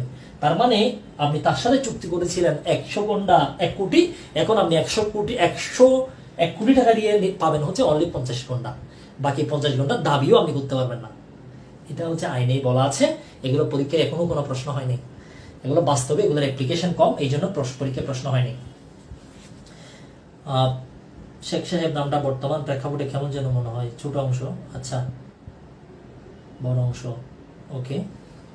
আচ্ছা, এবার আমরা আর একটা বিষয় বলবো, যেটা হচ্ছে 16 হচ্ছে স্বতন্ত্র অংশ। 16 হচ্ছে স্বতন্ত্র। আপনার সাথে আমি চুক্তি করলাম, আপনাকে আমি 10 ঘন্টা জায়গা সেল করব, 10 ঘন্টা জায়গা সেল করব। এখন 5 ঘন্টা জায়গা হচ্ছে শ্যামলী, ঢাকার শ্যামলীতে, আর 5 ঘন্টার জায়গা হচ্ছে আপনার বসুন্ধরা সিটিতে। ঠিক আছে, 5 ঘন্টা হচ্ছে বসুন্ধরা, 5 ঘন্টা হচ্ছে শ্যামলী, দুই জায়গায়। তাহলে এখানে আপনার সাথে যে চুক্তি করলাম 10 ঘন্টা জায়গার জন্য 50 লাখ টাকা দিয়ে, 5 ঘন্টা জায়গা কিন্তু পড়ছে শ্যামলী, আর 5 ঘন্টা পড়ছে কিন্তু বসুন্ধরাতে। এখানে কিন্তু আলাদা করতে হচ্ছে না, এটা অলরেডি আলাদা অবস্থায় আছে, স্বতন্ত্র অবস্থায় আছে না। সেই ক্ষেত্রে এটা কিন্তু আপনি যদি ধরেন একটা কার্যকর করা যাচ্ছে না বসুন্ধরাটা, তাহলে আমি শ্যামলীটা নিতে পারবো, কোনো সমস্যা নেই। একটা কার্যকর করা না গেলেও আরেকটা নেওয়া যাবে, স্বতন্ত্র অংশ কার্যকর করা যাবে। 16 পর্যন্ত এটাই ছিল আপনার হচ্ছে। 16 পরে আমরা যদি দেখি, 16 পরে 17টা যদি একটু দেখেন, 17টা হচ্ছে, 17তে কিছু নাই, 17টা আমরা আজকে লিখে দিই। 17তে বলা হচ্ছে এই যে 14, 15, 16 এই নিয়মের বাইরে আপনি আর কোনো চুক্তিকে ভাঙতে পারবেন না, যেরকম আছে সেরকম ফুলই আপনাকে কি করতে হবে, ফিল আপ করতে হবে। ফুল যদি না পারেন তাহলে আর করার দরকার নেই, চুক্তিটা কার্যকর করা যাবে না, করলে ফুল, না করলে নেই। ফুলটাকে তখনই ভাঙা যাবে যখন 14, 15, 16 এই 3টা নিয়মের মধ্যে আসবে, আদারওয়াইজ করার সুযোগ নেই। আচ্ছা, এটা ইনজাস্টিস না, এটা ইনজাস্টিস, কিন্তু দিস ইজ দ্য রুল, কিছু করার নাই, এটাই হচ্ছে নিয়ম। আচ্ছা, এবারে আমরা অনেকগুলো প্রশ্ন দেখলাম আপনাদের। ওকে, ফুল পেমেন্ট করা আমার কিভাবে পাবো 7 লস? যাদের ফুল পেমেন্ট করা আছে, এখনো 7 লস হ্যান্ড নোটটা পান নাই, আপনারা সেটি হচ্ছে মিনিলো স্কুল আইডিতে নক করবেন। মিনিলো স্কুল আইডিতে যদি আপনি ভর্তি হয়ে থাকেন সেখানে নক করবেন, আর আমার আইডিতে যদি ভর্তি হয়ে থাকেন আমাকে নক করবেন, আর অন্য কোনো আইডিতে ভর্তি হয়ে থাকলে অন্য কোনো আইডিতে নক করবেন। আর আমি নিজেও 7 লস আমার সামনে আছে, প্রিলি মাস্টার আমার সামনে আছে, অন্যান্য বই সামনে আছে, আপনাদের সবার সামনে আমি আশা করবো প্রিলি মাস্টার থাকবে এবং 7 লস থাকবে। আপনারা এখানে লিখবেন, এর বাইরে লিখবেন না, ঠিক আছে? তাহলে আজকের ক্লাসে আমরা 1 থেকে 18 পর্যন্ত যে বিষয়গুলো আলোচনা করেছি, জাস্ট একটু সামারি করে ফেলি, আশা করি আপনাদের মনে থাকবে। আমরা প্রথম ক্লাসে শুরুতে বলেছি this is a specific relief, যেটার জন্য চুক্তি সেটাই চাই। ভালোবাসার চুক্তি, ভালোবাসাই লাগবে, যদিও ভালোবাসার জন্য কোনো মামলা করা যায় না, কারণ ভালোবাসার ল দ্বারা কভার করে না। এই জন্য পৃথিবীতে নির্যাতিত প্রেমিকারা কখনোই কোনো মামলা ফাইল করতে পারে নাই। পৃথিবীতে বঞ্চিত, নির্যাতিত, বৈধ অবৈধ প্রেমিকের হকদাররা কখনোই মামলা করতে পারে নাই। বৈধরা পেরেছে, মানে বাই ম্যারেজ। ম্যারেজ কিন্তু একটা চুক্তি, ম্যারেজ একটা চুক্তি। এই বিবাহের চুক্তির ভিতরে ভালোবাসা ছাড়া পৃথিবীতে কোনো প্রেমিকা কোনো প্রেমিকের জন্য, প্রেমের জন্য মামলা দায়ের করতে পারে নাই। আচ্ছা, তো এই যে সুনির্দিষ্ট প্রতিকার যেটার জন্য চুক্তি সেটাই লাগবে। প্রথমে আমরা বলেছি এটি হচ্ছে 1877 সালের 1 নং আইন, এটি একটা সাবস্ট্যান্টিভ ল এবং এটি কার্যকর হয় 1877 সালের 1 মে, এটা এই আইনে বলা আছে। এরপরে আমরা বলেছি এখানে 2টা প্রতিকার হচ্ছে কোর্ট স্বেচ্ছাধীন ক্ষমতা প্রয়োগ করবে না, একটা হচ্ছে 8, একটা হচ্ছে 9, আর বাকি সবগুলোতেই কোর্ট স্বেচ্ছাধীন ক্ষমতা প্রয়োগ করবে। এরপরে সেকশন 5 আমরা বলেছি স্পেসিফিক রিলিফ হাউ গিভেন, সেখানে আমরা 5টা কথা আমরা বলেছি। প্রথমত হচ্ছে বাই টেকিং পজিশন, এবং হচ্ছে by delivery and delivering it to the claimant, যিনি দাবি করবো নাকি দিবে। 2 নম্বর আমরা বলেছি অর্ডার করবে টু ডু, অর্ডার করবে একটা কাজ করার জন্য যে ব্যক্তি একটা অব্লিগেশনের অধীনে সেটা করতে বাধ্য। 3 নম্বরে বলেছে আপনাকে প্রিভেন্ট করবে একটা কাজ না করার জন্য, একটা অব্লিগেশনের অধীনে যদি আপনি না করতে যদি বাধ্য থাকেন। 4 নম্বরে আমরা বলেছি বাই ডিটারমাইনিং এবং ডিক্লারিং দ্য রাইটস। 5 নম্বরে আমরা বলেছি রিসিভারের নিয়ম। 6 নম্বরে আমরা বলেছি হোয়াট ইজ প্রিভেন্টিভ রিলিফ, নিরোধক প্রতিকার কি, এটা কি, এটা হচ্ছে 5 সিটা। 7 নম্বরে আমরা বলেছি প্যানেল ল এখানে এনফোর্স করা যাবে না এসআর এর মাধ্যমে। এরপর আমরা সেকশন 8 এবং 9 দুটো আলোচনা করেছি। 8 এর মধ্যে যেটা হেডলাইন ছিল recovery of specific immovable property, this is the headline. Recover করুন, রিকভার করার আপনি কে, হু আর ইউ? আমার পরিচয় হচ্ছে আমি এমন একজন ব্যক্তি entitled to possession of a specific immovable property, আমি একটা স্পেসিফিক ইমুভেবল প্রপার্টির পজিশন পাওয়ার অধিকারী। কিভাবে আমি রিকভার করব? CPC, S manner provided in CPC. এটি হচ্ছে সেকশন 8 এর এক লাইন কথা। এটা সেকশন 9 এ বলা হচ্ছে who are you? You are a person who has been disposed, আপনি ডিসপোজড হয়ে গেছেন, আপনি ছিলেন বাট আপনাকে তুলে দেওয়া হয়েছে, আপনার কোনো কনসার্ন নেওয়া হয়নি, without due course of law, কোনো কোর্টের পারমিশন নেওয়া হয়নি। সেই ক্ষেত্রে আপনি চাইলে এটা রিকভার করতে পারেন একটা মামলা দায়েরের মাধ্যমে, তবে সরকারের বিরুদ্ধে কোনো মামলা দায়ের করা যাবে না। এবং এই ধারায় সেকশন 9 যদি কোনো মামলা দায়ের করেন, কোনো আপিল, এই আদেশের বিরুদ্ধে, ডিগ্রির বিরুদ্ধে কোনো আপিল করা যায় না, কোনো রিভিউ করা যায় না। সেকশন 9 মামলা করার পরেও আপনি চাইলে ভিন্নভাবে 8 যাইতে পারবেন, ঠিক আছে? এটা আমরা বলেছি আপনাকে 9 এর মামলাটা 6 মাসের মধ্যে করতে হবে, 8 যদি করতে চান 12 বছরের মধ্যে আপনাকে মামলা দায়ের করতে হবে। কোর্ট ফি নিয়ে আলোচনা করেছে। সেকশন 12 তে আমরা বলেছি স্পেসিফিক পারফরমেন্স অফ কন্ট্যাক্ট কোন চুক্তিগুলো সুনির্দিষ্টভাবে কার্যকর করেছে সেটা নিয়ে আলোচনা করেছি। সব চুক্তি সুনির্দিষ্টভাবে কার্যকর করা যায় না, কিছু চুক্তি আছে কার্যকর না হলে ক্ষতিপূরণ, কিন্তু সেকশন 12-তে বলা হচ্ছে এই সমস্ত চুক্তিগুলো ক্ষতিপূরণ দিলে হবে না, যেটার কথা সেটাই দিবেন, যেটার কথা সেটাই দিবেন। সেটা কোনটা কোনটা? যদি চুক্তির কাজগুলো যদি একটা ট্রাস্টের অন্তর্ভুক্ত হয়। What is trust, what is trustee, who is trustee, who is truster, who is beneficiary, এগুলো আমরা আলোচনা করেছি। নাম্বার 2-এ বলেছি কোনো স্ট্যান্ডার্ড নাই ক্ষতিপূরণ পরিমাপের। তারপরে পিকুনিয়ারি কম্পেনসেশন এডুকুয়েট হচ্ছে না, পর্যাপ্ত হচ্ছে না, আর্থিক ক্ষতিপূরণ। 4 নম্বরে বলেছে আর্থিক ক্ষতিপূরণ পাওয়াই যাচ্ছে না। এরপরে লাস্ট একটা এক্সপ্লানেশন আমরা দিয়েছি। সেকশন 13-তে আমরা বলেছি চুক্তিকে ভেঙে একটা চুক্তির যে আপনার একটা চুক্তির কিছু অংশ কি হয়ে গেছে, আমরা শেষ হয়ে গেছে, তারপরেও যদি বাকি অংশ যদি সম্পাদন করা যায় সেই ক্ষেত্রে বাকি অংশ সম্পাদন করা যাবে। নর্মাল রুল হচ্ছে চুক্তিকে ভাঙা যাবে না, কাটা যাবে না, কিন্তু 13-তে বলা হচ্ছে আপনি ভাঙতে পারবেন যদি 13, 14, 15, 16 এই নিয়মের মধ্যে যদি থাকে। 14 হচ্ছে ছোট অংশ করা যাচ্ছে না, তাহলে বাকি অংশ করবেন। আর 15 যে বিষয়টা আমরা দেখলাম বড় অংশ করা যাচ্ছে না, সেক্ষেত্রে করতে পারবেন। 16 হচ্ছে স্বতন্ত্র অংশ। 17-তে বলা হচ্ছে এই 3টা নিয়ম যদি কাভার না করে আপনি চুক্তিটা ভাঙতে পারবেন না। এটাই ছিল আজকের ক্লাসের সামারি। এগুলো নিয়ে আমরা আলোচনা করলাম। ইনশাল্লাহ শীঘ্রই আপনাদের সাথে আমার আবারও দেখা হবে। হঠাৎ হিম হয়ে নবাবশাল অনেকে আপনারা কমেন্ট করেছেন, আমাদের অনেকগুলো কমেন্ট আজকের ক্লাসটা পুরো বিদায় নিই। আমরা আসলে ক্লাসগুলো ভালোভাবে করবো, এটা আমাদেরই দায়িত্ব হচ্ছে আপনাদেরকে আসলে বিষয়গুলো একটু ভালোভাবে বোঝানো। এত কষ্ট করে আপনারা এতটুকুলো টাকা দিয়ে অ্যাডমিশন নিয়েছেন, অনেকে আসলে খুব কষ্ট লাগে যখন কোর্টে প্রতিদিন সে পায় 200 টাকা। 200 টাকার মধ্যে আসলে 50 টাকা পর্যন্ত সাশ্রয় হয়। এই টাকাটা জমানোর পরে আবার এখানে ভর্তি হয়েছেন। আবার অনেক ছেলে আছে তার প্রিয় স্ত্রীর টাকা নিয়ে এখানে ভর্তি হয়েছে, আবার অনেক স্ত্রী আছে প্রিয় হাজব্যান্ডের কষ্টের টাকাটা নিয়ে সে এখানে ভর্তি হয়েছে, আবার অনেকেই আছে বাপের টাকা দিয়ে ভর্তি হয়েছে, অনেকেই আছে মায়ের টাকা দিয়ে ভর্তি হয়েছে, অনেকেই আছে ধার দেনা করে ভর্তি হয়েছে, আবার অনেকেই আছে স্কলারশিপ নিয়ে ভর্তি হয়েছে মিনিল স্কুল থেকে, এরকমও আছে কয়েকজন। এত কষ্ট করে এত কিছু করে আপনারা ভর্তি হয়েছেন, তাহলে আপনাদেরকে তো আসলে বেস্টটা দেওয়ার জন্য আমরা দায়বদ্ধ।